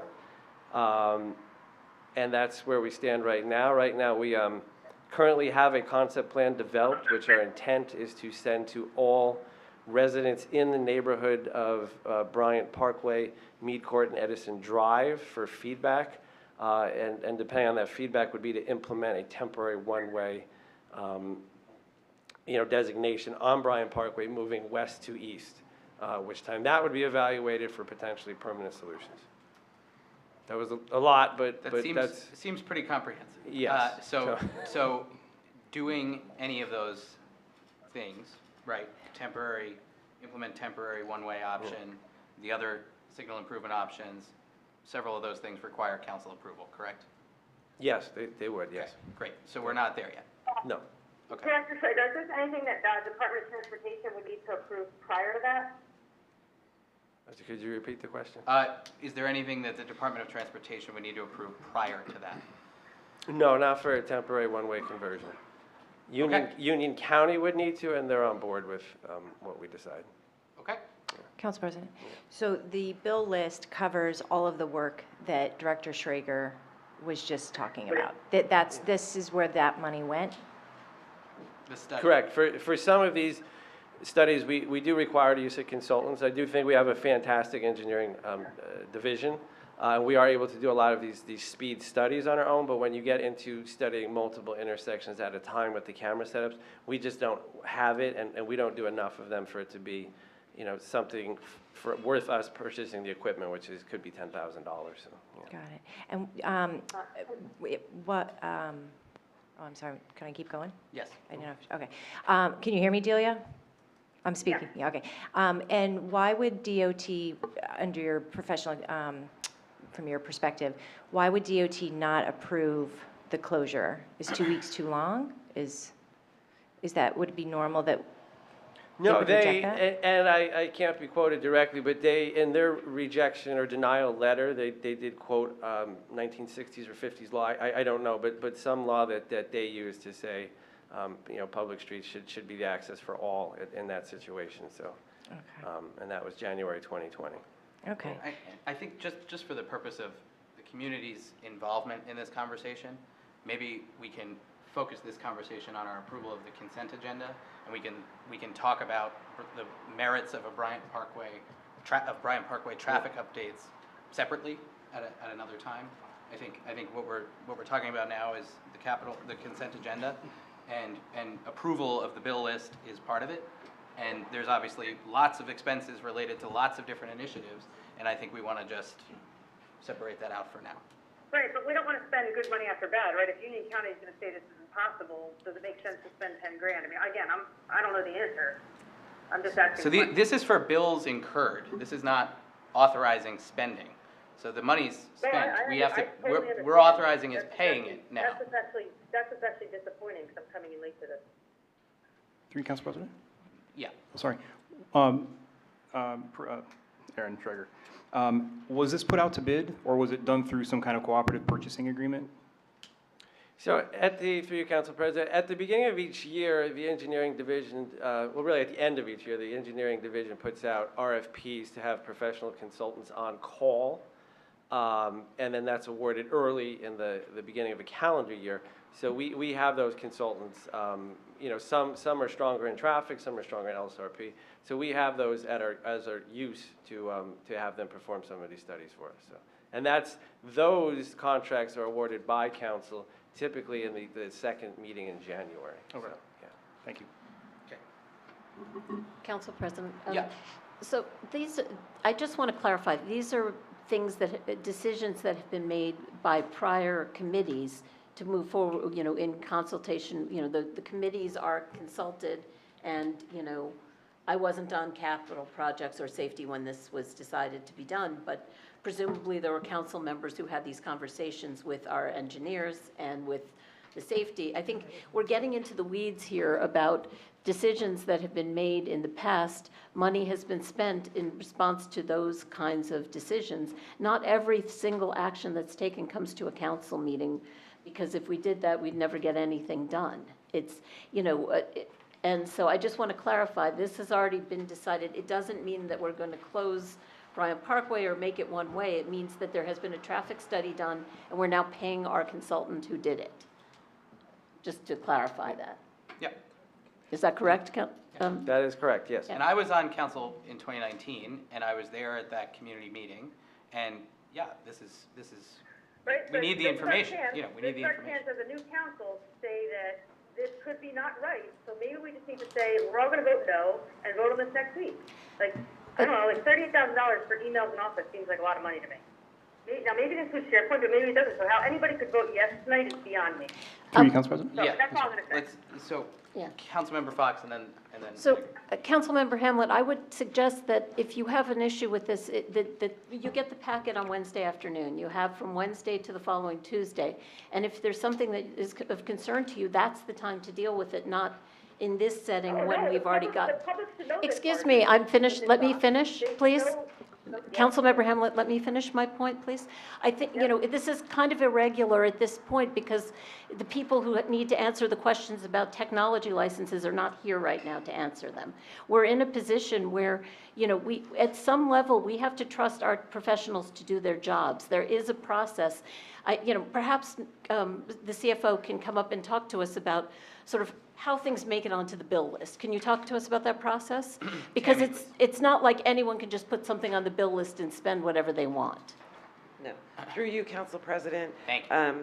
What we are agreeing to also on this consent agenda is to pay for services that were already rendered. So what happens is, let's say you're going to buy a hammer, or you're going to engage in some service that has been approved, and it may have been approved by a prior council. Maybe it was back in September, October of last year. The services have been approved. The professional provides the services. At that time, we've already engaged with it's called a blanket purchase order. So I encumber funds once I know that we're going to engage in this service. There's all kinds of laws about contract limits. This is far under the limits of any bid type of public bid situation. But it does go through a normal process of a purchase order is the funds are encumbered. Somebody in the staff at DCS will submit a requisition to make a payment towards that service. That will then go to the QPA, who checks that it follows all of the purchasing rules and regulations that we have to operate under. Can you define QPA, please? Oh, the for qualified purchasing Thank agent you. that is in the finance department. Once she approves it, it comes to me. I look at it to make sure that the funding source is appropriate, that we're paying it from the right area. I then move it along, I sign it. It then goes back to the department, who sends it to the vendor that provided the service. Presumably, they look at the bill that they're submitting, they look at the amount that it's being, that the purchase order is made for. They sign it and send it back. The department head, which in this situation would be Director Schrager, would sign it. It would go back to accounts payable and make its way to a bills list for approval. So there are several checks and balances as we go through the process. But I think the important thing here is that on the bills list, we're paying for a service that's been rendered. So it was, you know, when we're talking about hammers and screwdrivers and things like that, not a big deal. We're talking about a professional service that was already awarded, and now it's time to pay for that service. Thank Through you. you, Council Can I President? ask a question Understood. when you're ready? Let's get to Councilmember Miniger first, please. Thank you. Sure. Again, for CFO Baldwin, that process you just told us about, it sounds very, very robust. Throw in our ability to ask questions right when we get the bill list. Ask clarifying questions for anyone, but through you, definitely. Yes. Is there anyone that has ever evaluated your process at the end of the year? And what does it look like, let's say, the last 3 years? What did they say about that process? Was it terrible? Or was it really, really great? May I continue? Yes, please, thank you. So we do have an annual audit. I've been fortunate in my time here. I've been through 3 audits so far. We're working on the 4th one. The first one had a couple of minor, something for $2 and something for $5. That was an issue. Those were those 2 recommendations. The last 2 years, we've had no recommendations. What the auditors do is they pull a PO listing for the year, for the entire year. It's huge. We send it to them electronically. They used to have enough staff where they would come and we would show them where all the files were and say, here you go, pull all the PO samples that you want. They don't. PO being, Pardon? Definite. Oh, purchase orders, I'm Thank sorry. So in the last couple of years with the pandemic, we have been the ones pulling the purchase orders, me and my staff, and that can take us up to 4 hours collectively to pull everything for them that they sample. So a sample is not 5 or 6 purchase orders. And then they look for the resolutions that authorize the service in the first place. So there's a lot that goes into, a lot of checks and balances along the way of the process. Sorry, through you, Council President, I gotta ask one. Oh, sorry. I just gotta ask. So let's let Councilmember Hamlet ask a question. Yeah.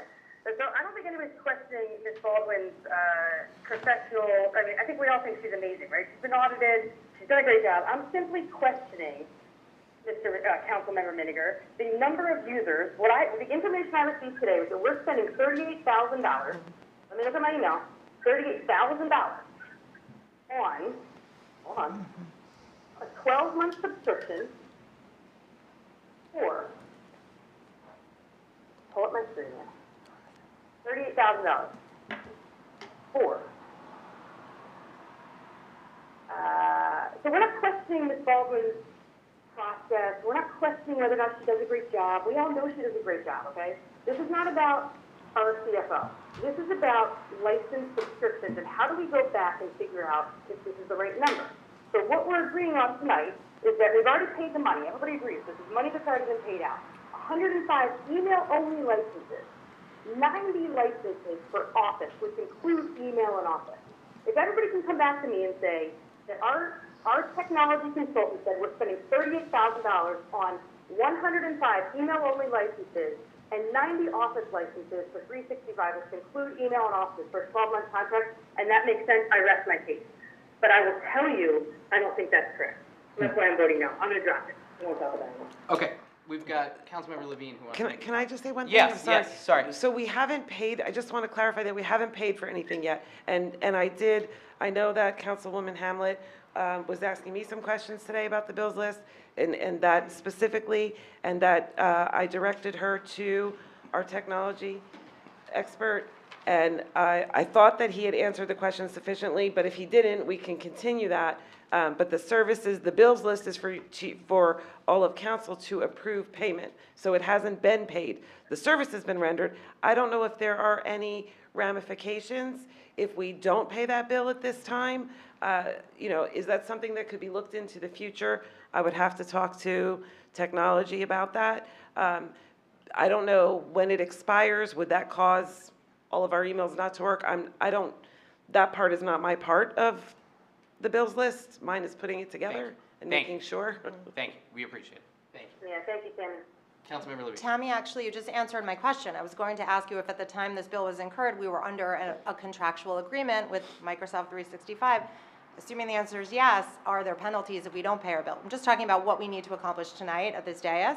But my second question, and you can nod, not come back up, but are we at liberty to do an in-depth exploration into how this contract is structured and what it includes for the future, and consider a renegotiation or looking into it more closely and sharing that in the future? But at the moment, maybe we need to pay the bill that we incurred when we were under contract. That Yes. was my That was a question. head nod, and I know the It was answer. a yes/no. It said it was a yes/no, so. I would say yes, because I feel that you're always able to negotiate something. I don't know Yeah. what our term is on that particular agreement, and so I would defer to IT, but you certainly could, as I said, you might have to pay this bill, maybe not. That's something that IT could help us with. So by voting yes on this, you could still go back to our IT person tomorrow and ask him those questions and possibly renegotiate if there's time. I don't know, I don't know the answer to that. I don't know if there is ample time to renegotiate. I don't know if this is a predetermined fee for this year. I don't know when we currently expire. Those are questions he would have to answer. If you desire to pull that particular bill from the bills list, I wouldn't get into a regular practice of that. It gets very difficult. But if this particular one is an issue, if timing is not an issue for paying it, again, I don't know, you could pull it from the list and let everything else go. That's an option. Well, I'm Not the best sure- one, I'm but- not thinking it's a good one if there's a time sensitivity with that. My recommendation is, you guys have done a first and a second, you vote on it. You don't have to vote on the entire consent agenda. So Councilwoman Hamlet could say, I'm voting yes to the consent agenda, except for Bill, I'll tell you exactly what Bill is. Well, it's just the resolution authorizing the bill, right? Matt? Well, yeah, but it's the resolution, it's 2300741, Planet Technologies License Renewal 38,000. So any council person can vote no on a particular vendor on a bill list. So you can say yes to the consent agenda, except I vote no on this. For example, let's hypothetically say that you're getting reimbursed, and this is a reimbursement to you for an expense. You can vote yes to everything except I'm going to abstain on 2306448 on that one item. So that's acceptable. But you have a first and a second. I think that with license renewals, I can tell you from my experience, we have hundreds of Microsoft licenses. It's incredibly expensive. I can tell you that my law firm, we don't have a lot of luck negotiating with them because it's almost, monopoly. Where else are you going to go if you want to use Outlook and things like that? That's what people use. I can't speak to how many licenses you have, but I can tell you from my experience, it's tens of thousands of dollars every year we pay for that license, Westlaw licensing, and it's per user. So if you have Microsoft on a laptop and you have Microsoft on your desktop, you're paying a separate license for every one of those. But I don't know, my recommendation is generally you would negotiate for a future contract. You wouldn't go back and negotiate a past contract. So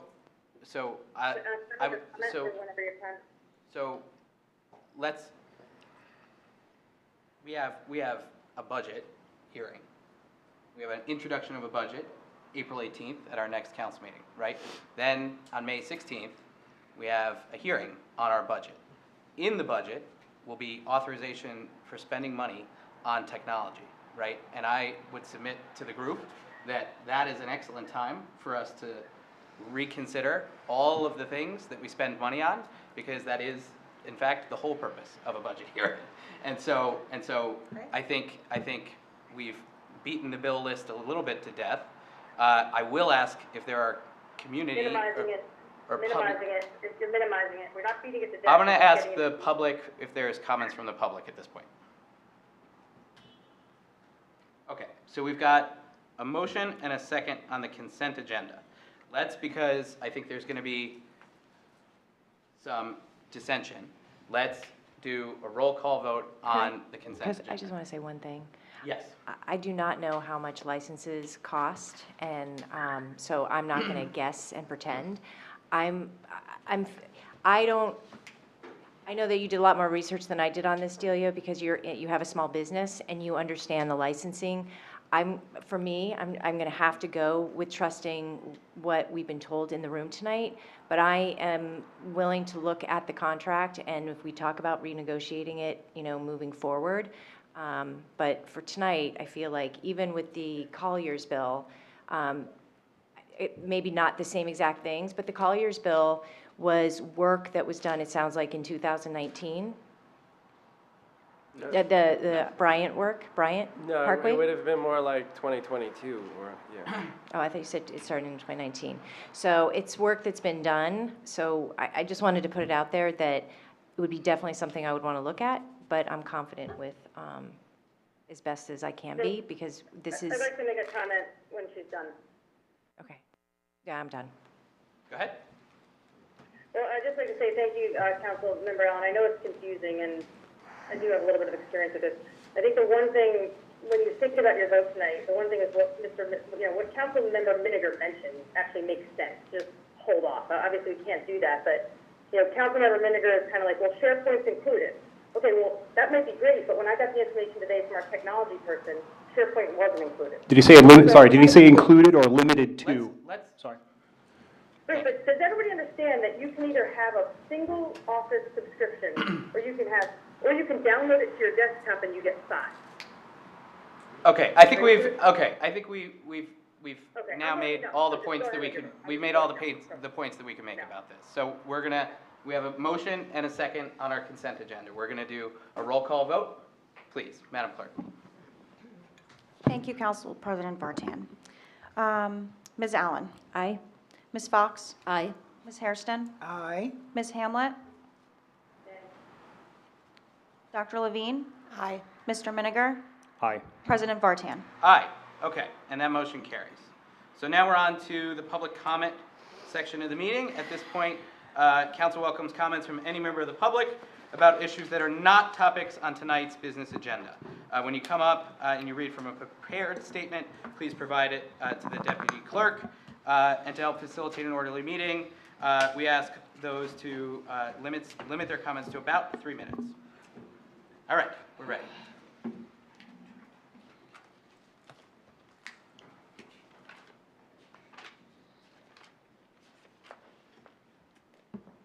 Bob Pulowski, how you doing? 3 Crestacre Court. I am here again to talk about process and transparency.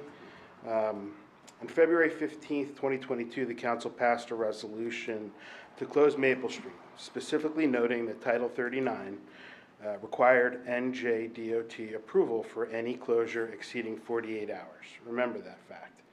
After that, NJDOT denied approval to close Maple Street because of, quote, the expiration of certain executive orders. I got that from a memo from Director Schrager to the mayor and the Common Council. In the same memo, he stated that he would begin the NJDOT permit process and proposed a pedestrian mall instead. Less than 2 weeks later, council introduced an ordinance for the creation of a pedestrian mall from May to November of 2022 and passed it just 2 weeks after that. We've gone through the 5 prerequisites required to legally create a pedestrian mall ad nauseum. And it takes time to draw the required conclusions if you follow an adequate process. The arduous process of getting NJDOT approval, of getting an NJDOT permit likewise takes time. Many moons, according to Director Schrager's April 12th email to Nancy Adams and Mayor Radist. Closing a road for approximately 6 months, or if you prefer, 4,320 consecutive hours, is a closure of more than 48 hours consecutively, is it not? And if that's true, it required NJDOT approval, right? Did we get NJDOT approval for that last closure? Did we ask for it? Do we have any record of either? Those are questions I'd like someone to answer when I'm done with what I have to say here tonight. This council at times seems to conduct its business, not tonight, but in a frenetic and haphazard manner. At the last council meeting, we heard a presentation about the Continuum of Care grant program, which seems like a pretty good program. I did some research, and there's a lot more information than Dr. Callahan could possibly squeeze into our limited time for him. It's my understanding that the council plans to vote on whether to sign a contract joining this program at the April 18th council meeting. I respectfully request that you postpone that vote. The first most of us heard about this initiative was 2 weeks ago. Today is the first opportunity we've had to question the council about the program and what due diligence the council has conducted to make sure this is right for Summit. 2 weeks is just not enough time for word to spread and people to engage with the council. Moreover, much of the town is away for spring break, and the council no longer will accept emailed questions, making it even more difficult to participate in the process. Even if we could have meaningfully engaged in such a short time, 2 weeks from now just is not enough time for the council to vet our concerns. So I'll quote the greatest council president we've had since Marjorie Fox, who said, "I have respect for the intentionally slow and deliberative pace of government." Let's pump the brakes here. Give the city some time to think and ask questions. Give yourself some time to answer them. Let's all be fully informed and really feel good about Continuum of Care before putting it to a vote. Thanks. Thank you for your comment. Other comments? Come on up. I looked online, but I couldn't find the answer. Are there term limits for? Can we just get your name? Oh, sorry, Irene Loschert. Are there term limits for council members, and what are they?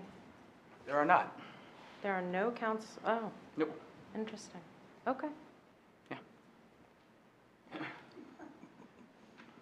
Gil?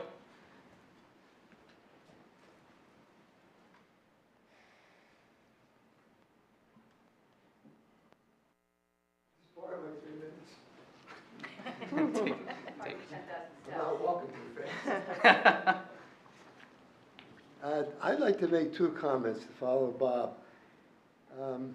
When it comes to treating homeless in Summit and joining a program that's supervised by the county, I got 26 questions about this, 29. And I'm not going to spend my time. I probably would be cut off anyway. I want to submit these because before this is discussed. Please. You don't have to read it now. We'll make sure that they're sent. We'll make sure that they're sent around Thank to you. all of council, and we'll start them in the safety committee. Because I have, maybe it's a personal feeling, and it is a personal feeling. When you get the government involved in an issue that's important to Summit, like homeless,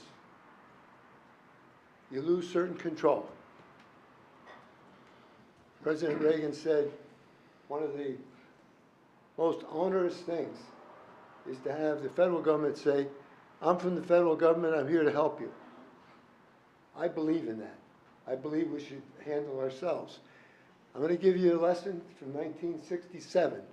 I was the president of the chairman of the Substandard Housing Board. And we had a major problem, Glenwood Place. We could spend 7 nights a week talking about it. The town had a choice of getting the government involved or handling it. And two gentlemen, the mayor, Jim Bennett, and an attorney, respected attorney in town, Tip Kenyon, got together and said, we're going to do this. And we're going to do it with our money, so we control it. They raised, it doesn't sound like a lot of money today, but they raised $750,000 in a short period of time and did Glenwood Place. And the Summit people went back in there, and they're there to this day.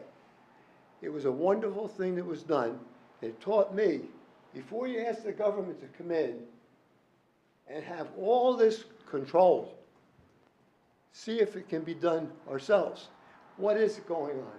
And these 29 questions are the beginning of it.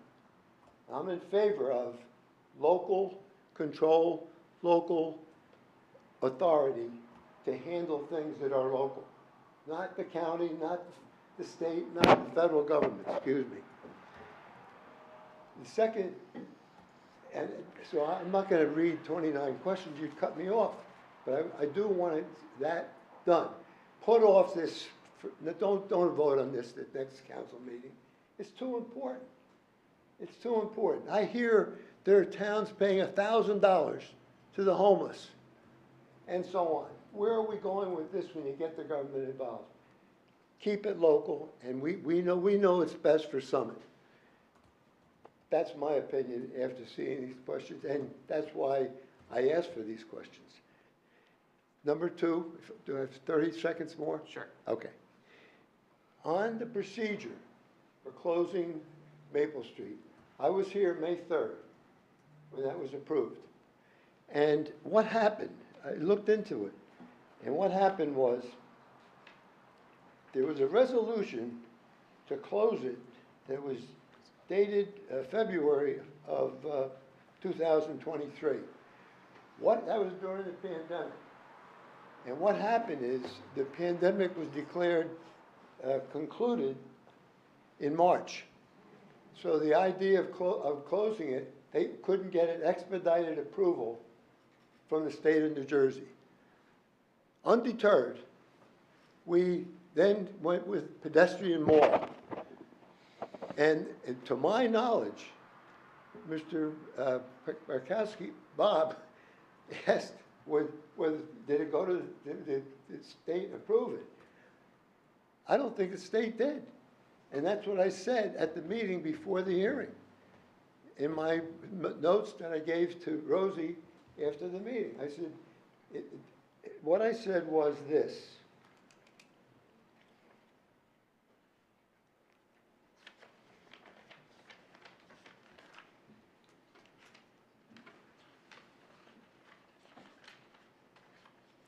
I don't believe that the state of New Jersey has been consulted or approved the closure. The state had it right. I know this is like Monday morning quarterback, but I was here at that hearing. And the pedestrian mall for the future says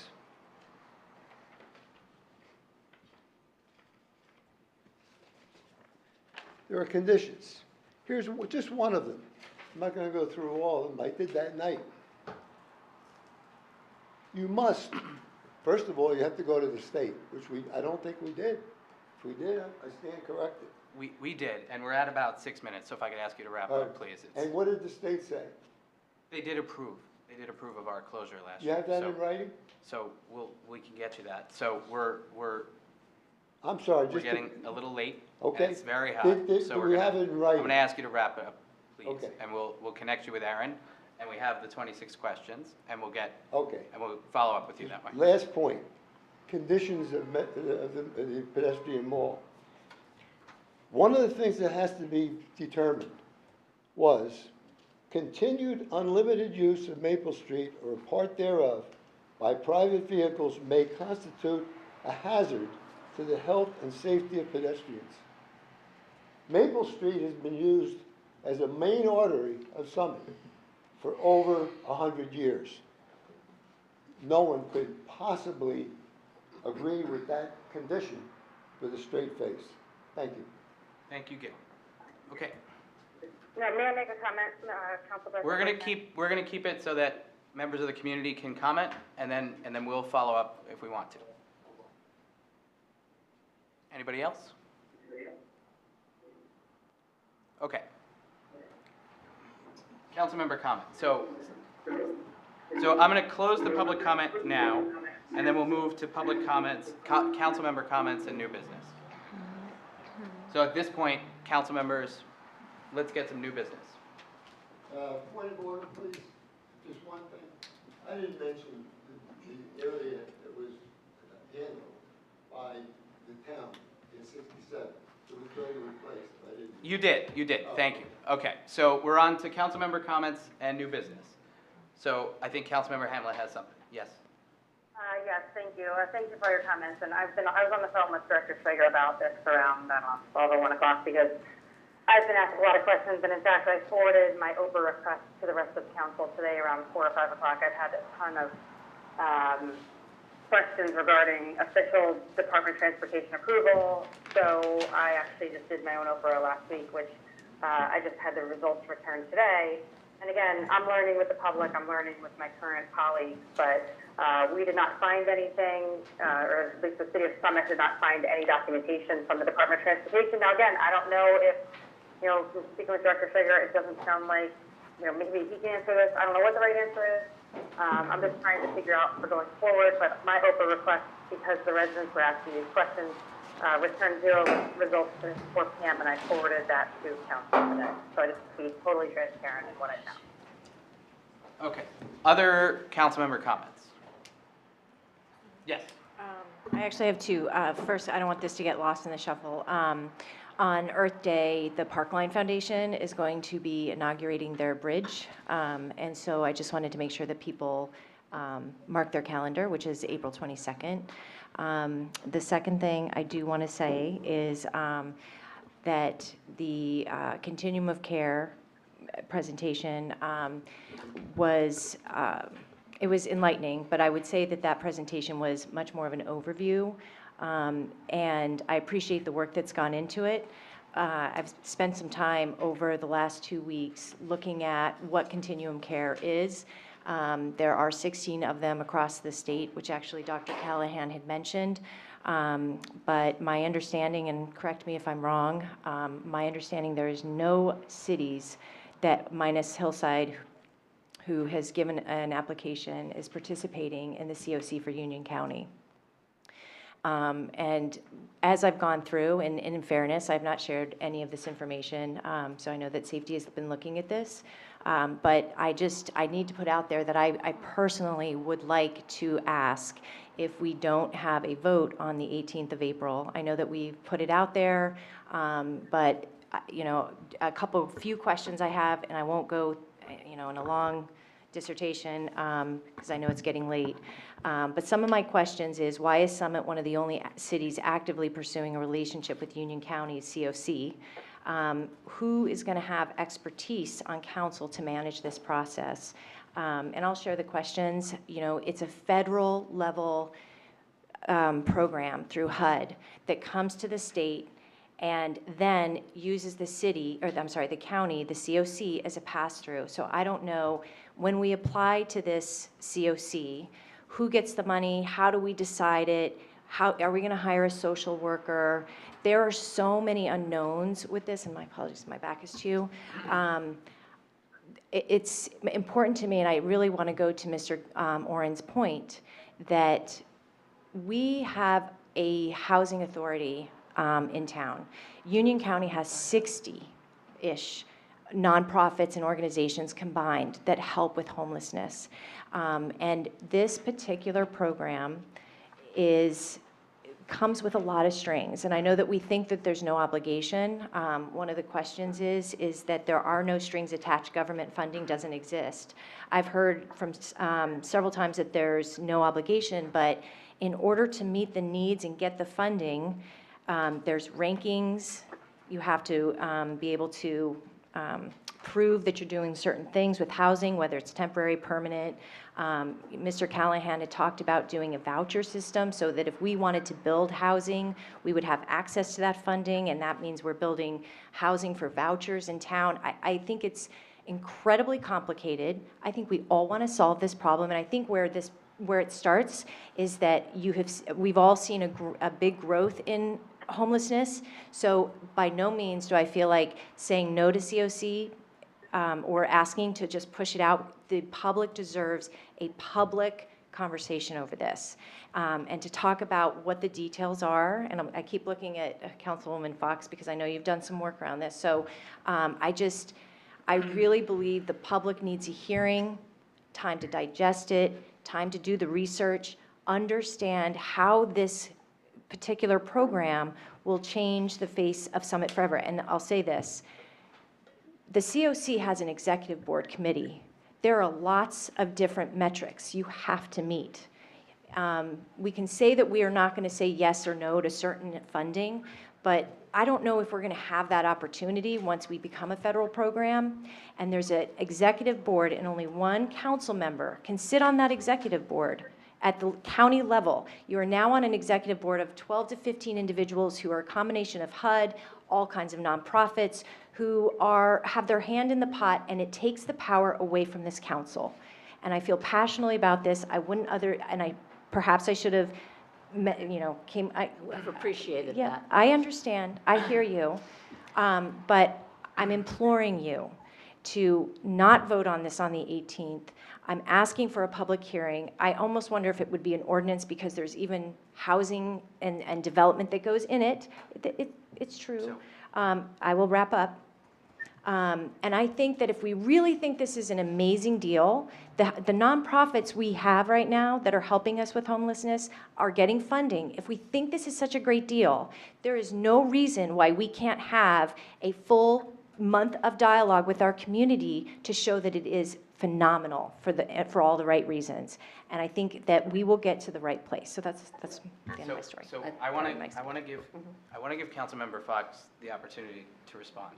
But what I want to do before that is I want to just remind everyone here, and I want to remind everybody watching, that every committee of council is working on things, right? All the time.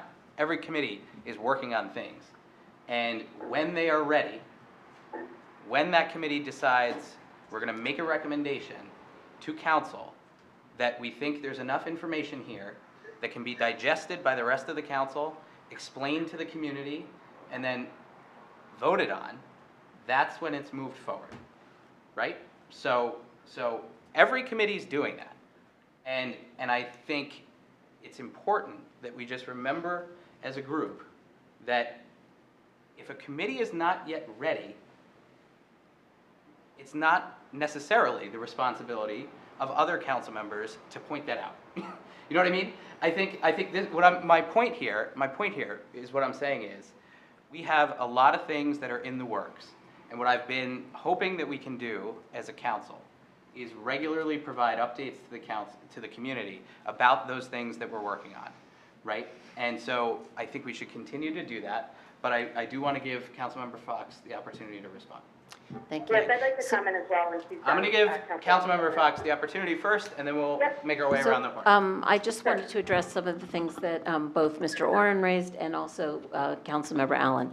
I'm very disappointed because this is something that I sent out last week to all the council members, and I didn't hear from anyone until 10 minutes before the meeting that there was a concern about this.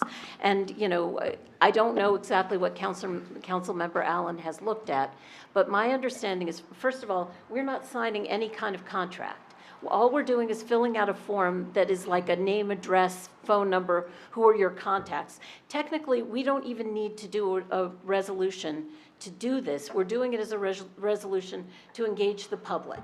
This is basically what this gets us, is a seat at the table, to have some say in how federal and state and county money is spent on the homeless population, because we are the fifth highest number of homeless people in Union County, and we get no funds from the state and county. And that's not right. We have the Housing Authority. That's one pot of money. That's totally separate from this. What we have are people who right now are losing their homes, and there is money out there to get them vouchers, to get them funding so they can pay back rent. You know, people who are late on their rent and are facing eviction, there is state money out there that we can get to get them back rent so they don't lose their homes, so we don't get more homeless people in our community. You know, this is, if we're not at the table, we don't get the money. The way it works right now is that the place where the money goes is Elizabeth, because that's where all the advocates are at the table. And it doesn't, by being on the executive committee, that's a separate thing. And there are no strings attached unless we accept money. So, and any decision that we make to accept money, any decision we make to take an action under this and to accept funding from the COC would again come back to the council for a discussion and a vote. We can't, Councilmember Vartan is actually going to be the representative, but, you know, if he goes to a meeting and comes back and says, well, there's this great grant program, we're going to have to go through a process. Council would have to approve applying for this grant. And so it's not that joining the committee is what obligates us to do anything. What joining the committee gets us is a seat at the table and an opportunity to tap in potentially to funds, to make contacts with other resources like social workers, like mental health and drug treatment. I suspect that Councilmember Levine also has some comments on this, so I want to give her an opportunity. But I want to reassure people that by just joining the COC, all we've done is say that we will go to meetings, and that's it. And if we don't want to be in meetings anymore, if we stop going to meetings, we get dropped off the COC. There's no obligation, there's no downside to this that I can see. I'll be happy to look at excuse me, Ms. Hamlet, I'm talking. Sure, I just want to ask No, you can wait till I'm finished, please. So what I was going to say is we'll take a look at Mr. Oren's 26 or 29 questions, and, you know, we'll make an effort to answer everyone's concerns. But I think people have a misapprehension of what this process is. Okay, thank you. Delia. Well, I think a couple of things. I think Council President Vartan, there's a bunch of things I want to ask. Number one, in your presentation tonight, you said in talking about the homeless, we would quote unquote, discuss and authorize the approval of the COC. In my opinion, those two things are vastly different. Discussing and authorizing approval. All of you got to talk about COC, like you're apparently already our appointed board member. So discuss and authorize approval. That's not discussing, that's you have all decided we are going down this path. Lisa Allen and I are just asking to slow the process down. You have all decided, you've gone to meetings in January, February, and March. Who's losing their calls? Who from Summit is losing their calls? Or where are the people? Okay, I know people are losing their calls. But you have all gone down this path, and I'd like to ask this question from the city clerk. Would you agree that this contract could have never been signed without the consent of council? That is a question. That's a question for Mr. Giacobbe. This continuum of care has never been looked at by Mr. Giacobbe or Tammy Ballin. They have never looked at this. If we have to match funds, it's going to impact our city budget. They should have to decide that. Mr. Giacobbe needs to look at the legislation on this. This absolutely needs council approval. This isn't just a contract we can sign. And again, you guys have all decided that we're doing this. Greg is the person that's going to be on the board. We're discussing and authorizing approval. You've already decided it. We're just asking to slow the process down, put it in my law and labor committee, let the CFO look at it, let the city administrator look at it, slow the process down. You guys have all decided this already. The train's already moving. Okay, I so. just wanted to give a quick update on some other things in my committee if you want to do that now. So let's hang on 1 second. So first of all, when I say discuss and authorize approval, that's typically the process with a resolution. But what's also the process with a resolution is that it starts in a committee, just like everything else we do. It starts in a committee. If it needs to go to another committee, it goes to another committee and another until it's ready for council to be voted on, right? So that's the first thing. The second thing is, of course, our city attorney reviews these things. So nobody is going ahead until we're ready, right? So how are we voting on it next? So smaller groups of council members, Councilmember Hamlet, smaller groups of council members have to have conversations, right? Because of the Open Public Meetings Act, we can't just get all of us together, seven of us in a room, and hash out what we want to do, right? We can't just do it the way that a business would do it, the way that you want, the way that everyone would want to do it. We can't just do it. We can't just get 7 of us in a room and say this is what. Delia, can you let me finish, please? Thank you. So what we do is we have these committees that we work with, right? So this is something that's assigned to the Safety and Health Committee. Just like maybe Playground is assigned to the Community Programs and Parking Services Committee, right? The first round of report that we got back from that engineer said we should spend $3 million on maybe Playground. You, Councilmember Hamlet, and you, Councilmember Miniger, looked at it, and I was there too, and it was like, whoa, no we're not. We're not gonna spend $3 million. But the rest of the council wasn't consulted on that. But the point is, that's the work of these committees, right? We trust each other. But we didn't vote on it, Greg. So we trust, we haven't voted on anything yet. So this is part of the process. The process is, the committees have to review these things. And then there's more work to be done, and then there's other committees involved, and then we come to the full group of council. So that's that.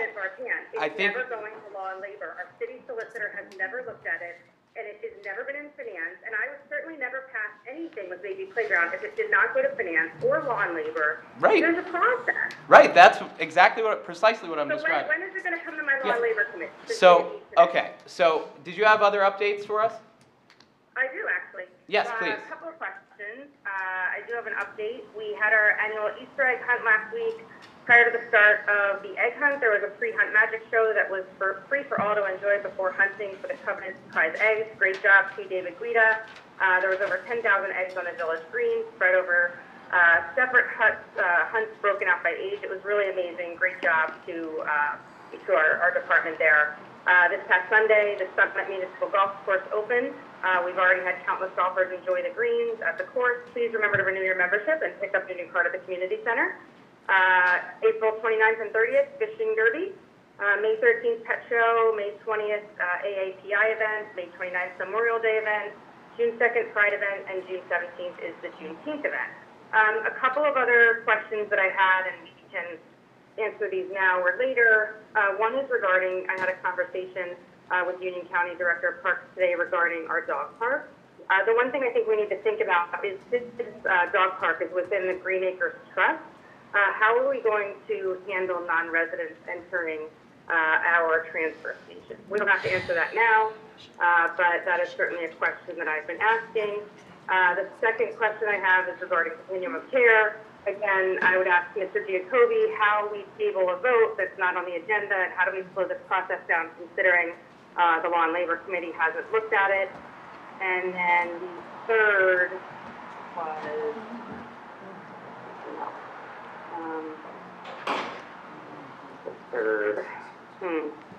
that might have been it. But really was regarding the dog park. I think since we mentioned that was in your slideshow tonight, that we've accomplished that. I think we have some more work to do on that. I'm not sure how we handle non-residents. I don't think it'll be a ton, but we should certainly think about that since it's Green Acres. There are also some things coming up with Glenside Field regarding Green Acres Trust, so I think it's something that we have to keep in mind. Oh, also, the relays are this weekend. That's the one thing I forgot to mention. The relays are this weekend at Petlock. But I would really just encourage some conversations with Mr. Giacobbe around continuum of care again. I don't know how we could possibly vote on this April 18th. We didn't have a Law and Labor meeting today, and I simply can't do it at 2 p.m. the day of the 18th. A lot at stake here, a lot at stake, and obviously we want what's best for the community, the homeless, everybody. But again, slow the process, pump the brakes. Okay, thank you. Other council member updates? Yes. A good segue into the dog park. It's been approved by Union County to take place in that spot. That was before my time as a council member. We've received bids for the fence. We received them, I think, back in October, and we have our eye on one, and we're just being held up by access to funds.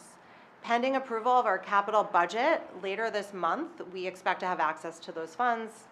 The fence is the last thing before it can be opened. And Delia, you bring up such a good point. On my own, what I've inferred from past dialogue with the past committees that have worked on this dog park is that it would just be for Summit residents because it was located in the transfer station. If that's not the case, then it's something that hasn't been explored yet, and I'd be willing to talk through it. But I thought, in a sense, it was almost a little bit of a benefit to control the use a little bit, to have it just be unfortunately in volume. Because, sorry, go ahead. No, go ahead. No, you finish. So that was my point, and my update. Ms. Hamlet, one of the issues here is that, you're going around. I'm sorry, I can't hear you. You talked about process. Let's talk about process here a little bit, because this is infuriating. You've gone around the committees that are responsible for different things. The dog park is being handled in capital projects, and you've just gone to the county and gone around Councilmember Levine, who is the person responsible for this. I'm sorry. No, excuse me, I'm talking now. You've had your chance, and I've had enough of this, because you keep going around other people's committees, and it creates confusion, and it creates chaos. And now they're the people at the county don't know who to talk to. Did they talk to Councilmember Levine and to Director Schrager, or did they talk to you? You've represented yourself as someone from the city, and they don't know who's responsible for what. Everyone needs to stay in their lane, and it's fine if you have a question, but if you have a question, you go to Director Schrager, you go to Councilmember Levine, you come to me if it's about the dog park. You don't go to the county, because it complicates things. And this is getting incredibly frustrating. And just because you'd like to touch something, it doesn't go to Law and Labor just because there is a legal issue. There are things that go to Law and Labor, and just because our attorney has to review it doesn't mean it goes to Law and Labor. He reviews everything that comes out of the council's agenda. So I just want to set the record straight on this, because this is not sustainable. Can I respond? So first of all, I have spoken with our Director of Parks and Rec, Mark. I've spoken with Director Schrager about this. This is actually something that's within my committee, is the Green Acres Trust, and I deal with it quite a bit. So when I really just started thinking about it, I thought, well, geez, the dog park's actually in a Green Acres Trust, so how do we handle this? So it's certainly not me trying to go around anybody, Ms. Fox. I'm asking questions and I'm curious. I'm trying to make sure that we're doing our due diligence, and I think Councilmember Levine made a good point tonight. Maybe we weren't aware of that. Maybe we need to change course. She didn't seem too combative about it. I actually had a conversation with the director of Union County about a bunch of different things, and she was lovely, and it was a lovely conversation. And honestly, this was the last thing on my list. This is a conversation about Green Acres Trust. It's pretty black and white. You have to bring in all the members of the different community. That is why we're about to lose Glenside scheduling, because of the Green Acres Trust. We're about to lose Glenside scheduling to Union County because it's part of that same process. So that's actually why I was speaking to her, because we're working with them on different issues. So I certainly wasn't circumventing. I was actually asking about Glenside Field and our scheduling process. And that is actually affected by the Green Acres Trust. And that was actually my main reason for discussing the Green Acres Trust with her. Okay, we're gonna go to this side. I'm sorry. I look over here I because know. I used to sit over here. That's why. I'm sorry. Well, thank you, Council President. And I am having so many things I want to address here, but I want to begin with Gil Oren's comment about Glenwood Place that is now almost 100% under HUD's operation now as public housing has evolved. And so I think there is no one that wouldn't agree with you that Summit is a very generous community, and we do not wait for federal or public or county assistance. However, it would be just awful on our behalf to turn away funds that are going to help Summit residents, and that is how public housing has evolved over time. And so I want to link that to the comment that came from Council Member Allen, who I so appreciate when you were looking into something that you had concerns about. You gave me the benefit of a phone call to discuss some things that you were concerned about having to do with something that happened in the past. And I was able to shed more light. And when you asked if I would be supportive of what you had concerns about, I was happy to have that conversation with you and give context. And it is very unfortunate that Councilwoman Hamlet has said she does not want to speak to other council members to get context or understanding. And so I want to thank you for the way in which you conduct business on behalf of the city in a thorough and contextual way. Even when there may be disagreement, you'll have the conversation. Because unlike some folks, I don't think disagreement is a bad thing. I think it helps us be better to get further information about it. And it is unfortunate when you don't like what you hear that you take a stand and become unreasonable, and that's what causes problems. And so, Council Member Levine, when you talk about the dog park not being open to residents outside of Summit, that is a, and I don't like to say these words because it sounds like anything that comes up is silly, but it's a no-brainer that you have to be a resident to get into our, you have to have the permit to get in. And so therefore, that would encourage us monitoring it. And that's the one thing that I do know as something we can rely on our extremely competent staff to answer those questions, and they're never beyond reproach when you raise something that has a problem. So I want to say Mr. Jacoby, I could be misremembering this, but I absolutely remember having the conversation with Rosie as our city clerk, and it seems like it should have been in our Law and Labor Committee, where we talked about whether, maybe it was you, Ron, I'm not sure, whether we talked about something needed to be an ordinance or a resolution. And so that means it did come up in labor and law about the COC. And so I'm not sure if it was in an informal conversation, but I wouldn't put you on the spot, Nicole, to answer for Rosie. But I know that we have an urgent problem in this country, in this state, in this city. And because you don't personally know of people losing their homes, to say that it is not a fact offends me. However, I do know that we will have the opportunity to ask those questions in great detail.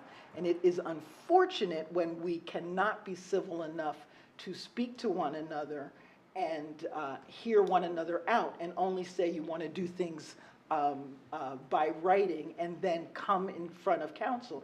You can actually do business that way. You absolutely can do business that way, and it would grind this city to a halt. And I know that I like that the person asked, is there's term limits? We would absolutely have those term limits that would be carried out by those who vote for us. And so I think I wanted to say something about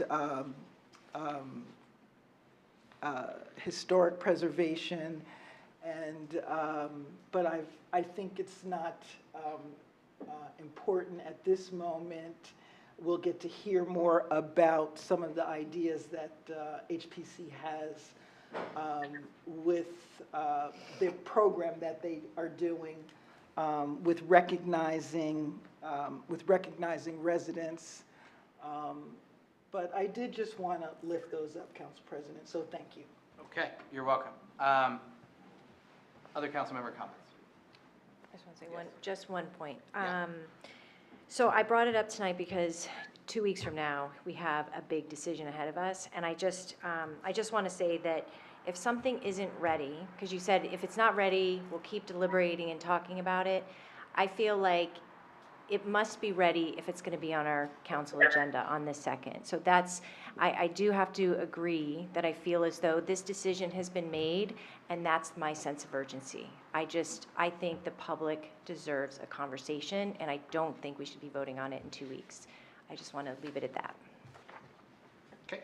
Other council member comments? I'd like to just make one quick point.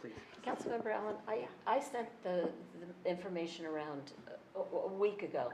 No one called me and no one contacted me or Councilmember Levine or Councilmember Vartan or Council President Vartan or Mayor Radis. We're the people who've been attending these meetings. There were lots of opportunities to have a conversation in that week. So I feel a little sandbagged that 10 minutes before the meeting is when you tell me that you have a problem and that you want to push it off. That, I did this with the intent that we could, that anyone who had concerns could raise them. And I think everyone, I know people are busy, but it's really not right to say this as if you've been left out of the conversation when I sent something a week ago. And in fairness. Okay. No, I would like to respond. No, I hear you, and I appreciate that, because I do try to make phone calls ahead of time. This has been an ongoing discussion with, whether you call it a working group or a task force. You guys are on that task force, and this has been a discussion, a working group, since January. And 2 weeks ago, we sat here for a 10-minute presentation, and Dr. Callahan answered as many questions as he could, so it was a 20-minute conversation. And so I apologize if you feel sandbagged, because I appreciate that I would want a phone call too, but I was a little frustrated that and you'll take my call, so I'm not saying that you wouldn't, but when I see emails that there's been comprehensive education and dialogue happening, and we have been left out of that conversation for 2 months, and you expect me to know something within 3 weeks, and it's a complicated program, I feel a little sandbagged. And so, I actually said to you 10 minutes beforehand because I didn't want to walk into this room with you totally sandbagged, because I really was going to do that. That's how upset I was. But you know what? Councilwoman Hairston is right. I don't want things to come to a screeching halt. I want a relationship with my colleagues, and my sons are sitting out there watching tonight, and I asked one of my sons, what would you do? How do you want me to act? Because I was very frustrated. Sorry. I want to give you some additional information through you, Council President, that one of the things that I'm not sure you're aware of is that this has been a conversation that's been happening in the interfaith, in the Mayor's Forum on Diversity, and one of the things that we can avail ourselves of is conversations with those members of the community and for our own edification. And so that is why I am so looking forward to you bringing forward, Councilmember Allen, the ideas and solutions that are coming from our assembly at the state. And we really have to take an approach when we have an urgent matter that there should be some ideas that you can bring to us that are not slowing down something that is a big concern in this city, and it has been. And so I just want to make that opportunity available to every council member, because there have been, as someone pointed out, many nonprofits who are working on this, and it is not a new issue. And it became extraordinarily harmful when the protections that were in place because of the pandemic lifted. It is at a crisis level for people. And so I am grateful for our mayor and for our city council, who have looked for proactive ways to not allow people to suffer in silence, because those of us who have the benefit of a home over our head and meals and other safety net issues, that this council, this mayor, and these nonprofits are being very proactive about it. So I just wanted to make sure that it is not a bad thing. It feels uncomfortable for us to disagree. We need to raise it, but we do have to talk to one another and do our homework as individuals, not representing the city as if we have that authority. We don't. But I do know that there are other ways for us to get information. I'd like to make one comment, may I? Please. Through you, Council President, thank you. So just a history lesson and how I became part, or one of the people on council, to have what you refer to as a more comprehensive education on this very complex topic. I just queried my calendar, that's why I was looking at my phone. The Mayor's Forum on Diversity. It was December 6th of 2022. She called, I was a brand new council member, and she called the meeting, and she said, the things with the homeless population in Summit was getting to a fever pitch. The levels with the new overnight hospitality that the Summit Warm Hearts and the other nonprofit and faith-based groups were running had the highest numbers ever, and there were so many concerns. There were safety concerns, train station concerns, and she really rallied everyone from the community together, all the groups that had a vested interest in helping this population, and that was December 6th. So I came, and it was an open meeting, so there was more than a quorum there of us. I remember all the people came. In fact, Councilmember Hamlet, am I correct that maybe you were even there as the council member elect? I think you actually came to that. It was in the Whitman room. I remember thinking, oh, how neat that Delia is here. Anyhow, so there were many of us there, and the mayor's follow-up email to us in the group and everyone who attended was, we're having a follow-up group. This is what we accomplished. These are our plans. And she said, council members, let me know if you're interested, to all of us. And she said, we can only have 3 of you there. So I, of course, wanted to raise my hand, and I responded to her right away. I said, I'd love to come, but, I'm new. If anyone else of my senior colleagues prefer to be there, they can have my spot. She got back to me a few days later and said, I think just a couple of you said you're coming, so you're in. And that was how it happened. And I can verify that every which way. So that is how it happened, that I became one of those privileged few to then absorb this education. And yes, we've done quite a bit. And I've always been deferential to her as my mayor to not give these updates during the council member updates. She provides sporadic updates, but this is something really neat that she was doing, and really left it to her to give the updates. But looking back, I would like to concede publicly that I now wish I had said, hey, I went to meet this woman, Julia Orlando in Bergen County, and spent 3 hours there one day, because she did the unthinkable, the insurmountable. She solved this insurmountable problem of homelessness. Got Bergen County to 0 chronic homeless people, 0.